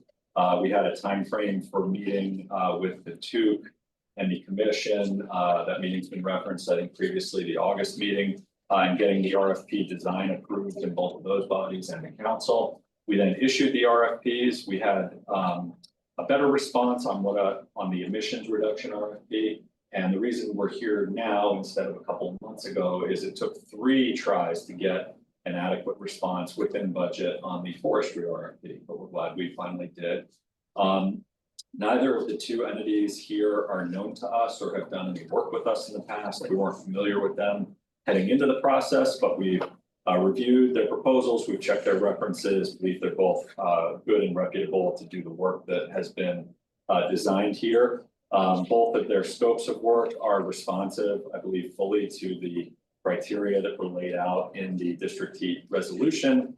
And equally importantly, I believe that they will give us some interesting and hopefully actionable information so that we can continue on our journey of improvement. So on the forestry side, there will be an opportunity to learn if there are practices we can implement that improve upon our existing and what I view as strong processes with our 4 foresters on staff. And on the emissions reduction side, there's a host of potential items here that could be of great use, in particular in terms of making the plant even more efficient, which we're working on in a variety of ways, including through the exploration of the wood chip dryer that would dry the wood chips and make for more efficient use. We also obviously are exploring, as has been publicly stated, whether we can obtain full ownership of the facility, and in doing so, reduce some of the stack emissions over a period of time through changes in operations to serve Burlington's needs reliably and affordably, but not have to serve the full needs of the joint owners as we currently do. So we see a lot of opportunity here to learn through this analysis.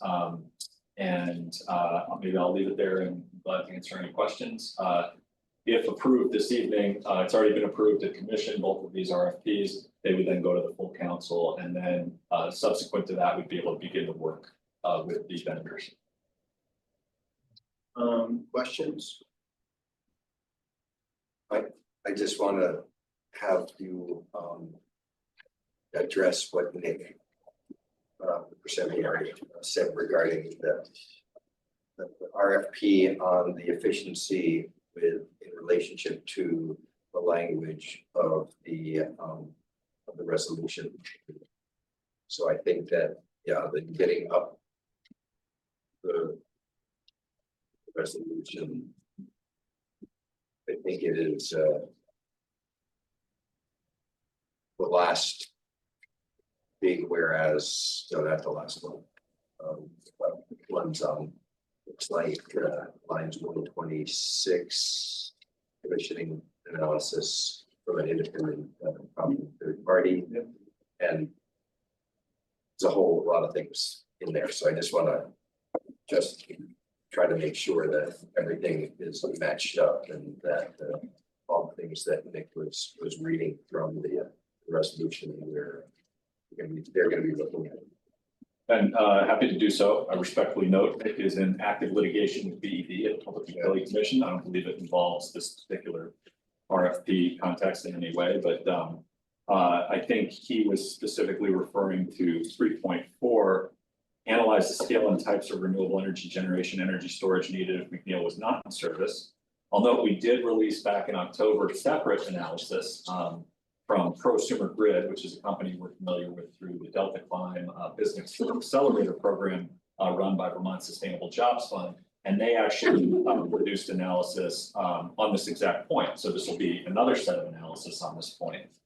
So in 3.4 under 1, it says analyze the scale and types of renewable generation, energy storage needed if McNeil was not in service.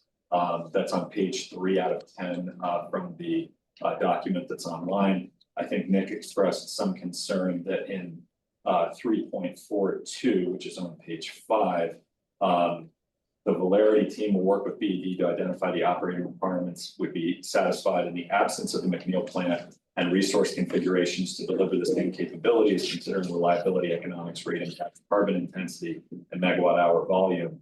I think that language is completely appropriate because McNeil provides us with a fairly unique, within the renewable space at least, profile.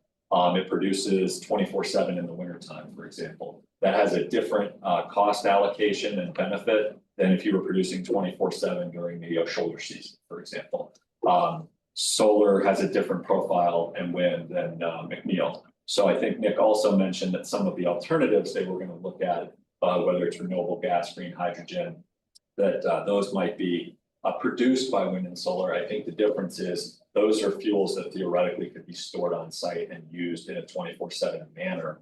I don't know how feasible that is, so I'm not endorsing that approach in any way, shape, or form. And I think that's one of the other advantages of McNeil is you can store fuel on site and use it similar to a fossil fuel plant, except it happens to be renewable. So if we are going to look at that analysis and do it in a meaningful way, I think the considerations they laid out here are all very good and consistent with the language in the resolution, which also talks about being conscious of the rate impacts, particularly for low and moderate income customers, talks about reliability in the resolution, carbon intensity. So I think we want to really do a full kind of one-to-one review. And if a fuel is going to be considered as an alternative, can it do the things that we currently do with wood chips?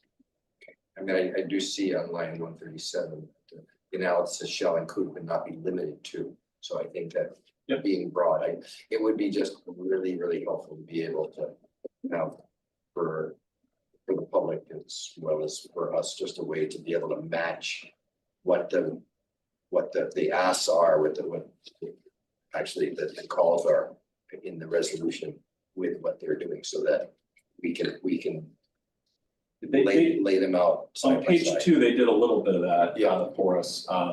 They referenced some of the key points from the resolution and some of the scope of work language that then, they address later on. But I agree. It's always helpful to be able to go back and look at it. I don't think it needs to, the proposal needs to be changed, but they should maybe just be made aware that there is at least one counselor who is, I suspect more, who is interested in just making sure that we can look side by side and go, this is addressed. Absolutely. And I think their proposal will definitely respond to each point. And as we go through the process, we'll be conscious of that. I mean, I also want to point out that, to your point, they came up with ideas on page 6 that we didn't specifically ask for, but that could be interesting, with different ways in the optimization and efficiency category and in the retrofit category that you might achieve efficiencies that, we weren't specifically focused on. So that to me is incredibly interesting. That could give us interesting information in this study. Most definitely. That's why we say limited, but including but not limited to. Yeah, you never know what you may get when you go out for an RFP. You're not the sole font of knowledge. Nope. That is. Thank you. There are comments, questions? Seeing none, I'll jump in. So there's in the Polarity proposal, there's 3.1, the startup meeting. Do you anticipate that there'll be like 2 membership on that in that initial startup meeting? I don't know about for the startup meeting, but I do think that they've contemplated in multiple cases having stakeholder input in the process. Right. So I think we have to manage that relationship on more of a day-to-day basis, but I do envision, and I think both of these proposals lay out that they would, take stakeholder feedback. So I do think that having through the commission, the TEUC or both, whether it's joint meeting again or something, having a forum where interested parties can, have the consultants, more than likely online. I don't think we would want them necessarily to travel here in person, but be able to listen to feedback, hear from counselors could be a valuable thing. So we're open to scoping that, however, works best for the TEUC and the commission. Yeah, one of the questions I have about both proposals is I know in the resolution, the referring resolution, they talked about, community engagement sessions, and I'm just wondering whether or not we would get there, it would be done concurrent or as part of, and that's the part that I'm not clear on even after reading the proposals. So I think we'd like to have the consultants available to answer questions. Yeah, I think either as part of this meeting or a commission meeting or. I think having them kind of somewhat early in their development process so they can hear from counselors, hear from commissioners, hear from any members of the community that are interested. And then they're proposing, at least in the Polarity context, an interim and final report. Might be timely that if we get an interim report, we can share that, they can hear feedback on it, they can address any concerns, issue a final report. So I think there should be multiple points of engagement and contact throughout the process. We'll work collaboratively with the TEUC and the commission to facilitate that with the vendors as well. Then on the forestry proposal, I did note, and I'm glad you just said that there'd be virtual meetings on these. I mean, I just looked at where Holden, Maine is. It's like, it's almost 6 hours from there. Yeah. If he was, it's a $2,000 round trip based on mileage and hourly rate, which would apply. So in the proposal, it talks about, that's to here in Burlington, talks about visiting certain so he's gonna visit some of the places where forestry is happening, randomly selected harvest sites. Right. And so there will be potentially a big travel expense that comes out of the $23,000. Absolutely, yeah. I mean, there's no substitute for actually being able to visit the forestry site, so we expect that'll occur. And you know, and they had in their deliverable number 6 the ability to engage in several public hearings throughout the process. So they're both conscious that there will be public input opportunities, multiple opportunities, I think. For those, we may want to have them, you know, obviously. Certainly offer that option. But just it takes away from the work product, just in paying for that back and forth. And so that was my only sort of like the thing that stuck out to me on that. No, it's a fair point. I mean, if it happens to be that we can coordinate a visit with a meeting, we'll certainly do that. But yeah, we'll be conscious of it. Other comments? They're gonna have the idea of coordinating with somebody who's here in the area with a meeting and getting input. And so, I mean, I think just to be clear, we are right now, we'll get there in a little bit, but May, do you know what the timing is for that study and for his travel here? Well, I mean, we're hopeful to be able to bring these perhaps in mid-April to the council for approval. And so we wouldn't really officially kick these off till late April. So my guess is, based on that time frame, we're going to be doing a lot of this work and engagement over the summer. But we haven't, other than asking Valerity to be available to kick this off with us in late April, we haven't really created any expectations because we know we had to go through this process first. Great. Evan, anything? Nothing really. I would just ask Director Springer. I know that you and other directors are meeting with councilors elect, and I would just ask that you prepare some sort of onboarding dossier for them so that they don't walk into this in April. If you're going to bring it in April, it's very hard as a new counselor to get your feet under you on some of these longer term projects. So if you could keep that in mind if you haven't already met them. Thanks. We did have a chance to meet with them at Burlington Electric, and I did give them fair warning that this might be coming in mid-April. Okay. And we've prepared alongside the entire city team. We're working on preparing exactly what you suggest, documents to help orient them to some of our key points of work. So appreciate that, though. It's a good point. It's a great point, Evan. I walked into the leaf blower ordinance on my first night on the city council without any. I was afraid we were going to be doing the cat licensing in April, so here we are. Anything else? Do we need to do anything on We this? need to approve them, approve them through the committee so that they can. There's no motion that's written for us. Sorry, there's not a motion, but we do need, I think, according to the resolution, your approval and recommendation to the council, so we can bring them forward to the full council. So I would move that we approve these 2 RFPs and recommend their approval by the full city council. Second. Any other discussion? All those in favor of the motion? Aye. Aye. It's unanimous. Thank you. Look forward to presenting at council when they. Thanks, Steve. Thanks for hanging with us for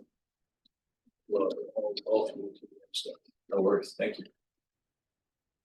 And which brings us to our last item on our deliberative agenda, which which is an update from. I think that's it. That's right. Yeah, it's early. So, right, come on up.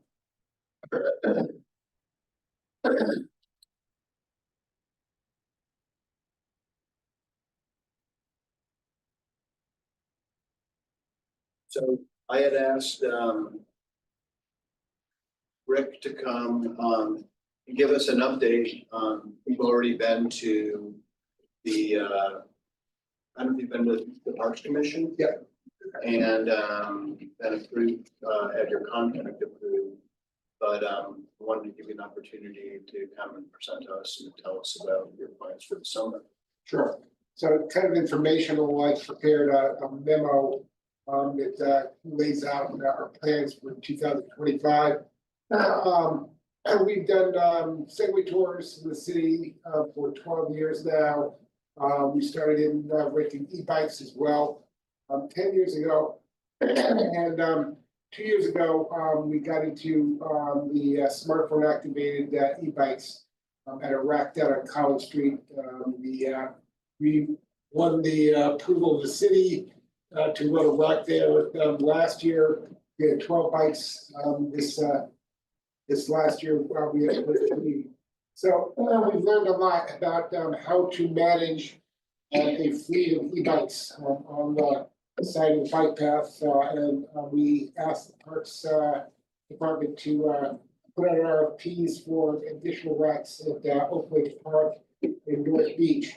Our experience was a lot of people that were renting bikes from us at College Street would take them out to North Beach and then maybe go for a swim or something and then bring the bike back to College Street. So if we go to this system, there can actually be a rack at North Beach where they'll be able to take the bike from College Street out to North Beach, terminate the ride at a rack, go swimming, and then come back. Some of the people were actually going swimming while the bike was being charged 50 cents a minute. So we didn't feel that was fair. So this may allow them to go for a swim, get on the bike, come back. Costs 60 cents a minute, about 10-minute ride, and it's $1 to unlock the bike. So about $7 to get you from College Street out to North Beach, and the same thing coming back. We think the rack at North Beach will also be able to service a lot of the people that are at the campground there. If they want to come into town, they don't have to take their car. They can just take an e-bike downtown, park it at the rack at College Street, and then walk around from there.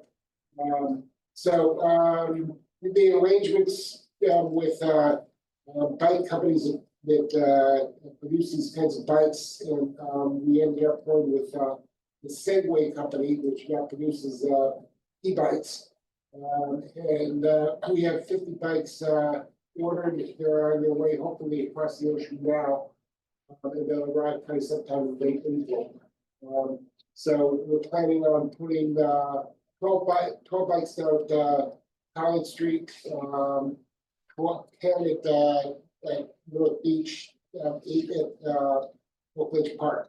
So that leaves us another 20 bikes, and we're thinking of putting those at on Church Street, and UVM and Champlain College.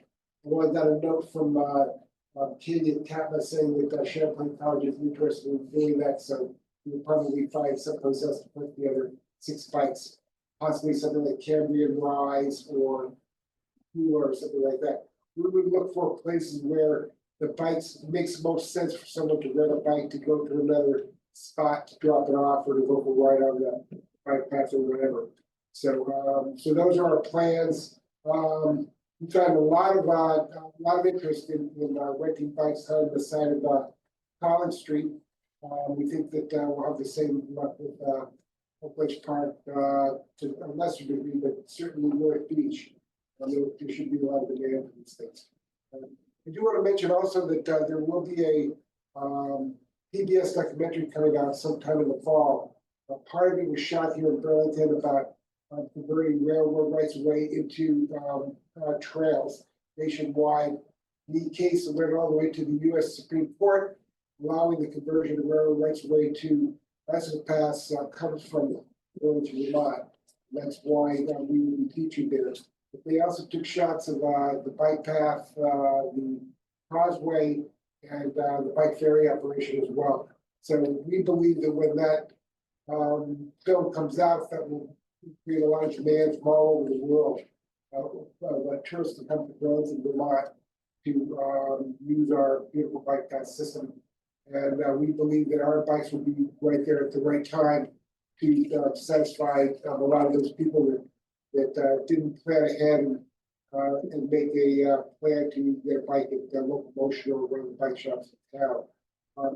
Just to let you know, the economic impact of bicycling in Burlington, Vermont. About 44% of local motion's budget comes from their bike rental. About $670,000 bike rental that they do per year. Our shop did about 30,000 up at the shop. I think the other two shops in town do about probably the same thing, around 30,000. Our rack down waterfront was about 42,000. So we believe that with more bikes available on the side of the bike path, that we can increase the income from bicycling in Burlington to over $750,000. And then you just multiply that by all the hotels and restaurants and everything else that are going to be servicing those people that are renting bikes, and you have a very vibrant economy, I think. So our goal is to popularize the bike path even further than it is, get more tourists to come here, spend more dollars, and create more hotels and a lot of economic activity in Questions, comments from the committee? I'd just be interested in understanding how the non-bike path docks are working, bike racks are working, because we've gotten part of what the bike share was attempting to do was to expand, biking from point to point to be able to avoid having to deal with cars. And so, I think about something like the Burlington 2030 district and their work with employers as to whether there are opportunities. I happen to have not succeeded with national companies, and it would be nice to be able to figure out a way to organically grow that, for not just the tourist industry. So I'm not exactly sure how we, except through the TDM stuff that we were talking about. And I think this is an integral part. So perhaps you just thinking along those terms as you're developing the business. Yep.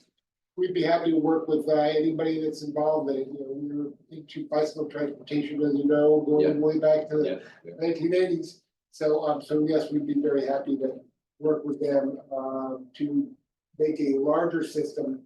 In our opinion, it's very important to run the system correctly. E-bikes are not like regular bikes. They have to be serviced. You got to watch them in the GPS. You got to know when the battery needs to get swapped to get down there and swap the battery out. So that's why our location on Main Street is in a really good spot.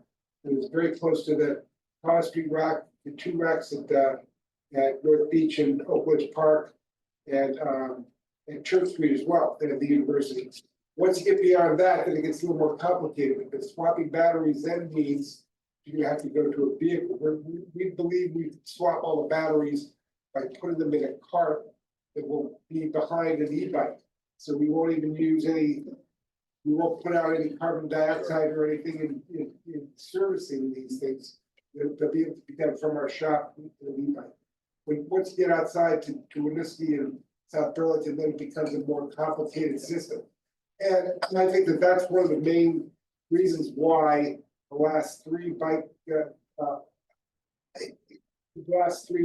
venture capitalist micromobility firms that have come into Burlington and failed, because they don't understand Burlington, Vermont. They don't have the staff that they need, and they didn't scale it up over a period of time. That's what we're doing, is scaling it over a period of time. Make sure we can handle 50 bikes, then maybe we'll go to 75, 100, or something larger than that. I think it's a mistake to just plunk 200 bikes down in Burlington, Vermont, and expect that you're going to be able to run them with two rides. It doesn't work. And that's why those systems have failed, you know, the bolts, they left the bikes around everywhere. They had to go around and collect the bikes after that to get rid of them. So I'm hoping that we're not really interested in supplying a point-to-point system through the whole area. And I understand that if we don't fill that void, you and Capra are gonna come back in here with another one of these out-of-state venture capitalists, and we don't want them here because invariably they end up breaking their agreement to provide just a point-to-point system. Instead, concentrate on where the money is along the bike path, keeping with the local bike shop. So that's our Maybe just- plan. I don't know that, you know, how far we can go, but I can't promise anything, but if 50 bikes works, then we look to expand further, because we want to keep those outfits from coming in here. We don't want you inviting them in. Yeah. I had two questions, I guess, three questions, and two of them are probably. Are your bikes geofenced? Can they go, like, they go up to like the causeway and they don't get to go to South Hero? They won't be, we selected the super battery. There are two different kinds of batteries with currently. We got the super battery that will go 80% further than a normal battery. So it may be possible for people to take these all the way out to the islands if they want to do it. See, it's 60. You don't geofence them to keep them. We can geofence them if we want to. What everybody was complaining about where they were leaving the bikes in the past because they had a dockless system. You don't have to run a dockless system.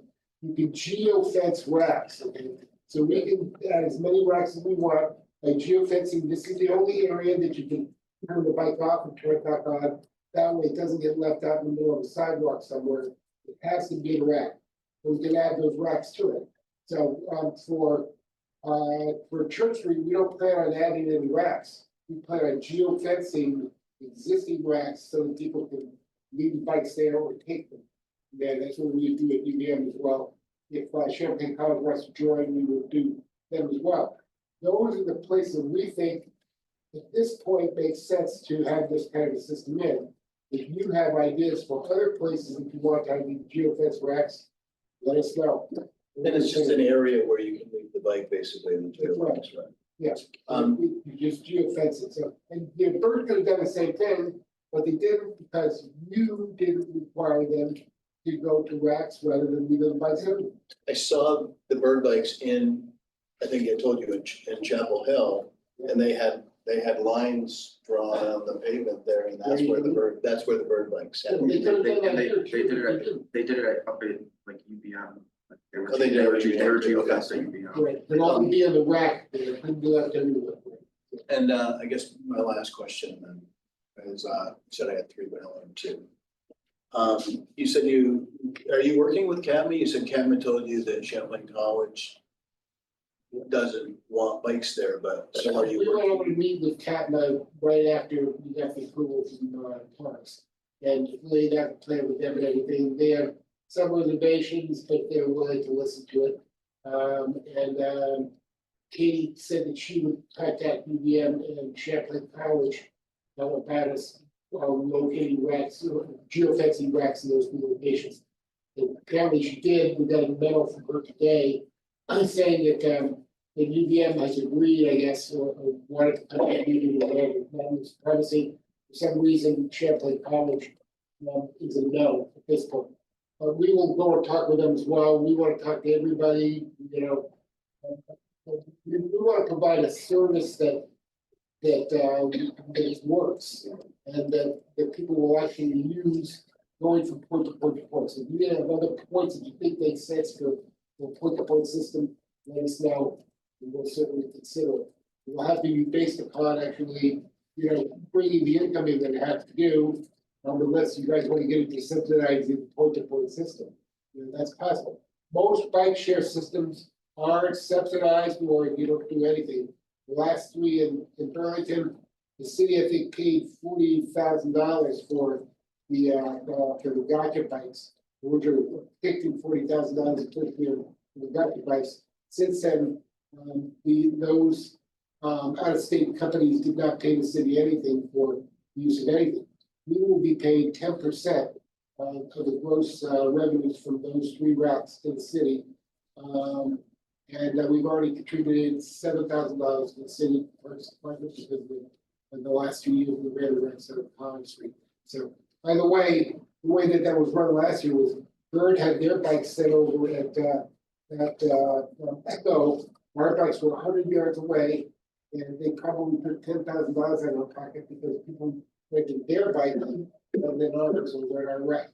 The city gets 10%. What comes out of the rack, you've got 0 in Bird for what they did there.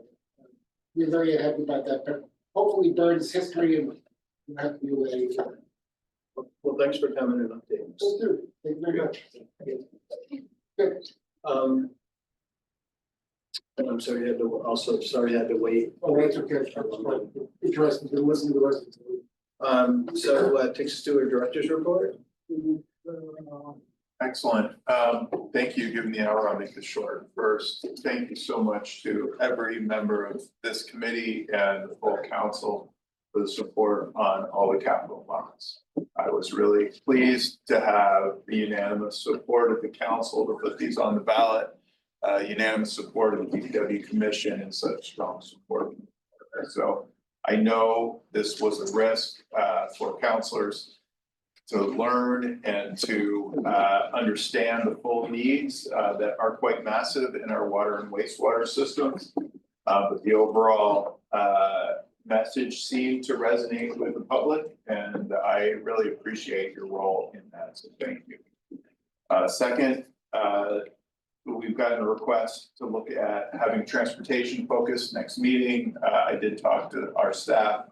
We are able to participate with Charles on the transportation plan at the next meeting if that's friendly. And 3, just following up from last night's meeting, since we all attend a lot of meetings, there's been a fair bit of thinking going on after the feedback from last night.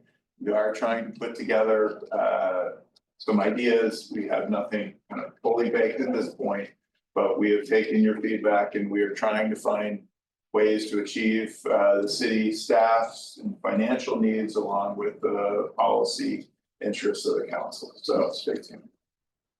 This is regarding Main Street. This is regarding the recycling. Recycling. Yes. Okay. I didn't know which one. I was wishful thinking. Yeah. Sorry, I didn't specify, but and we with Main Street, we are preparing for a meeting with the business community, as you know, at 9 a.m. on Friday. Okay. Is that it? Yeah. Okay. Councilor Items. I have one. But the only thing I want to do is get to that schedule. Okay, that's my item. So I wanted to talk about, since last meeting, we talked about doing some longer term planning, and Gene and I met last week for a couple hours. And we went through the list that we have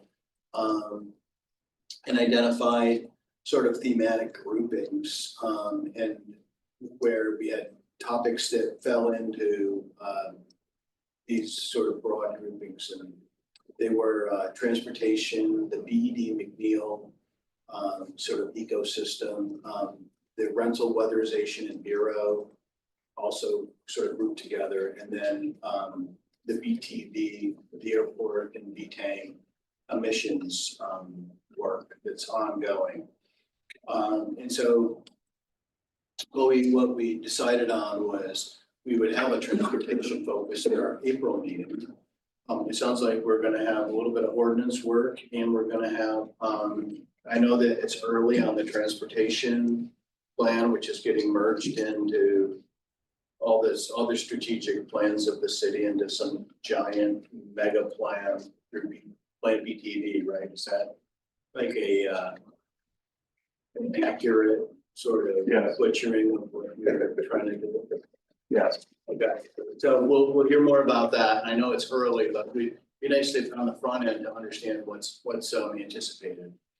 And then in May. So could I just say that I think that it would be really helpful to have an hour on the TDM ordinance and an hour on the transportation plan. That doesn't give anybody any more time to, for the little projects. So then, if there are carve outs for immediate things like, the hazard grant that we just dealt with, then, at least, you're looking at that, but that will give us some real time to go through that. And, the transportation plan is like, includes the walk bike action plan, right? And I mean, maybe TDM as it relates to planning, there are these aspects that in the TDM plan that really are bigger planning functions, right? That it would, I just think that rather than separate silos, we bring them into the big barn. And the way we've handled this is as we get closer, we can definitely sort of earmark that time, and then we can decide if we can squish something down or expand something further as we get closer and understand what the staff items are. And then in May, we're going to take up BED.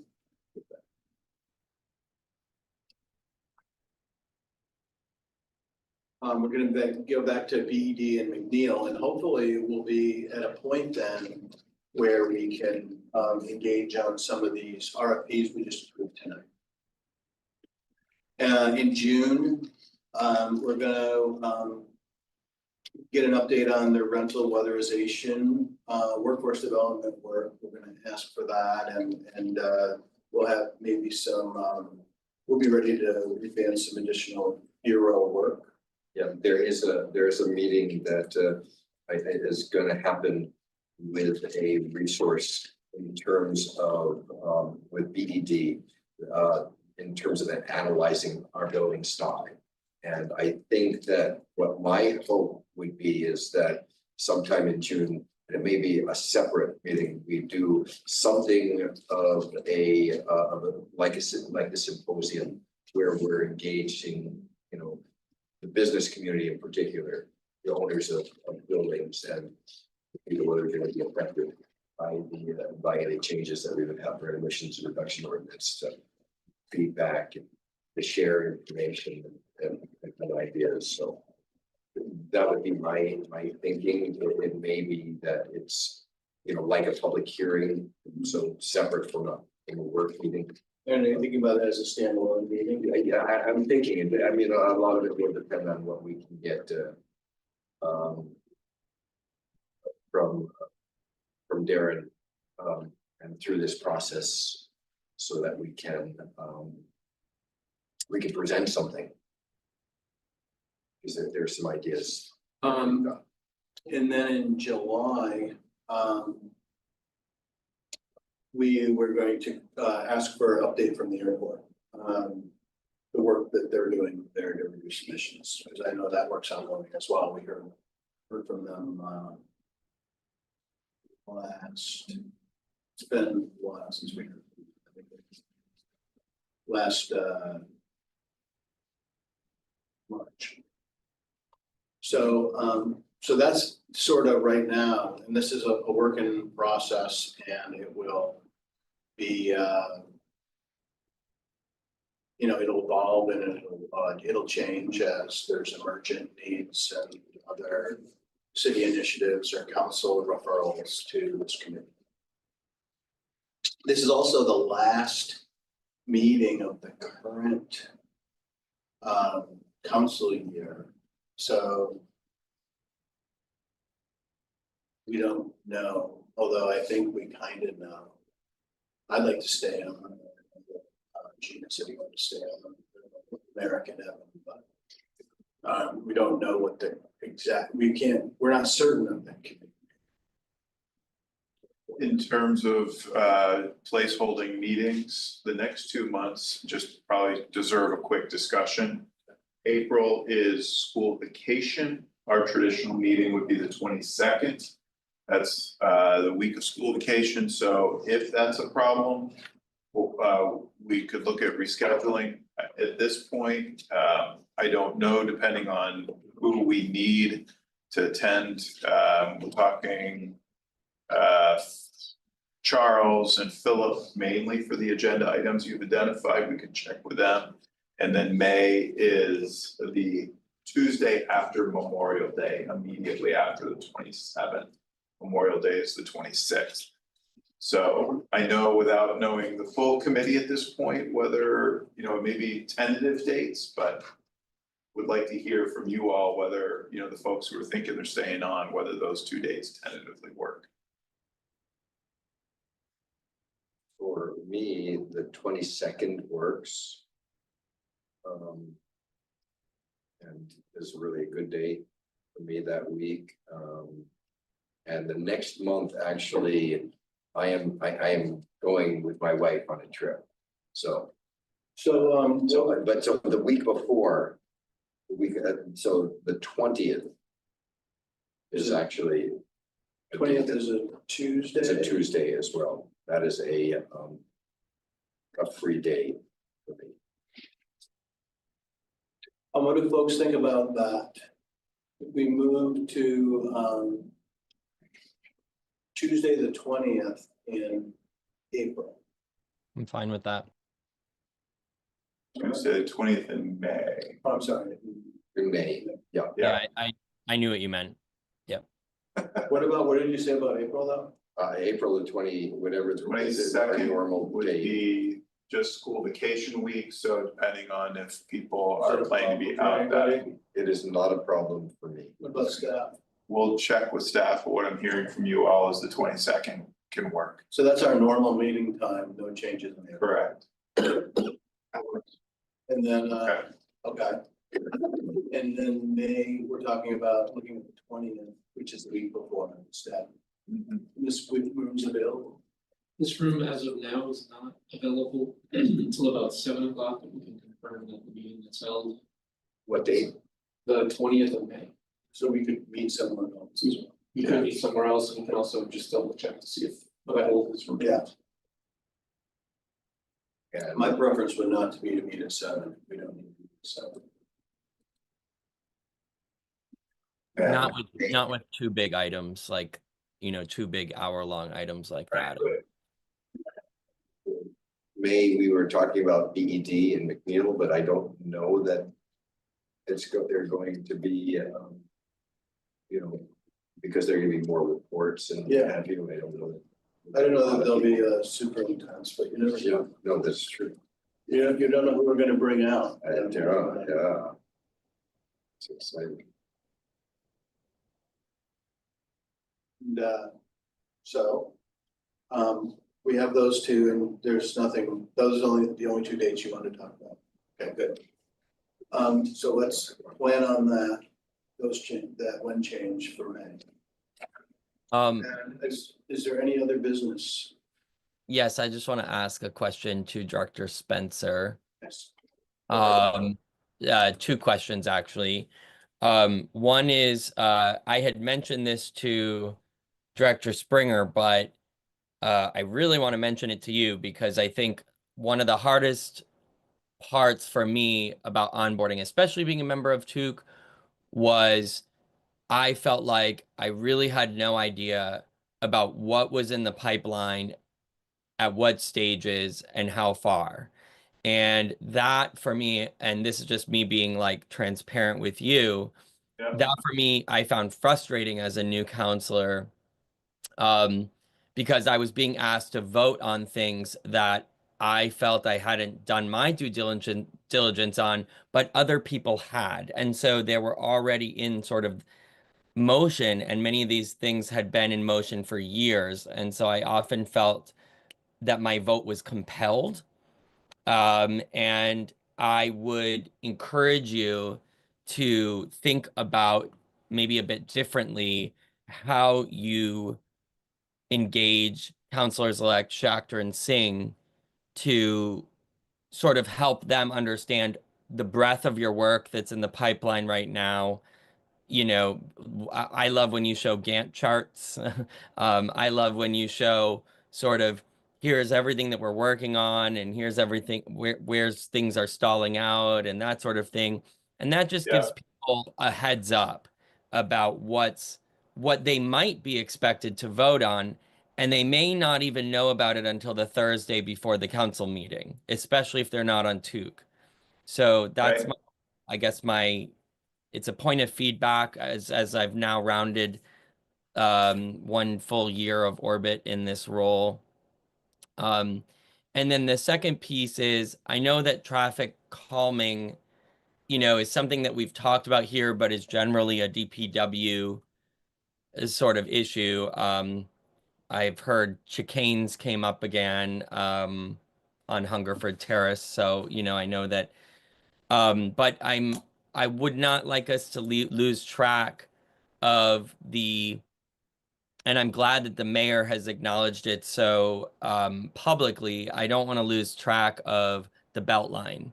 The Beltline is something that I think we're all sensitive about, and if there's any way that we can continue to get updates about what the administration is doing with the Beltline, what your office is doing with the Beltline in your director's reports, that would be helpful, because I did not hear that mentioned here. And then I'm sort of waiting from your office for your analysis of Plattsburgh Avenue. And it should be noted that there was another house driven into on Plattsburgh Avenue last week. And I think I need to call the homeowners, so. Yeah, I'm gonna do the same. I don't think they're here right now. No, but I'm gonna call them anyway tomorrow, because I just found out about it today.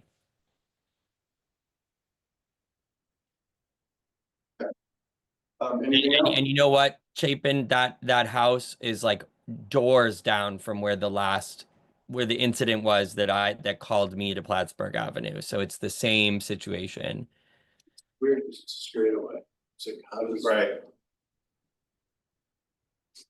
And people I'm frightened. There's not enough sidewalk. There's not, they're just the Beltline speeds that people are. I'd be very interested to see that speed analysis. It makes sense for a straightaway. People, they take them for granted, they get distracted, they They gotta go through their ass. Couple over curving into someone's front yard. Yep. Okay, so with that, and we're at 7:59, I'd love to end us at 8 o'clock, so without any further business before the adjourns. Thank you, everyone. Thanks. Thank you. Great.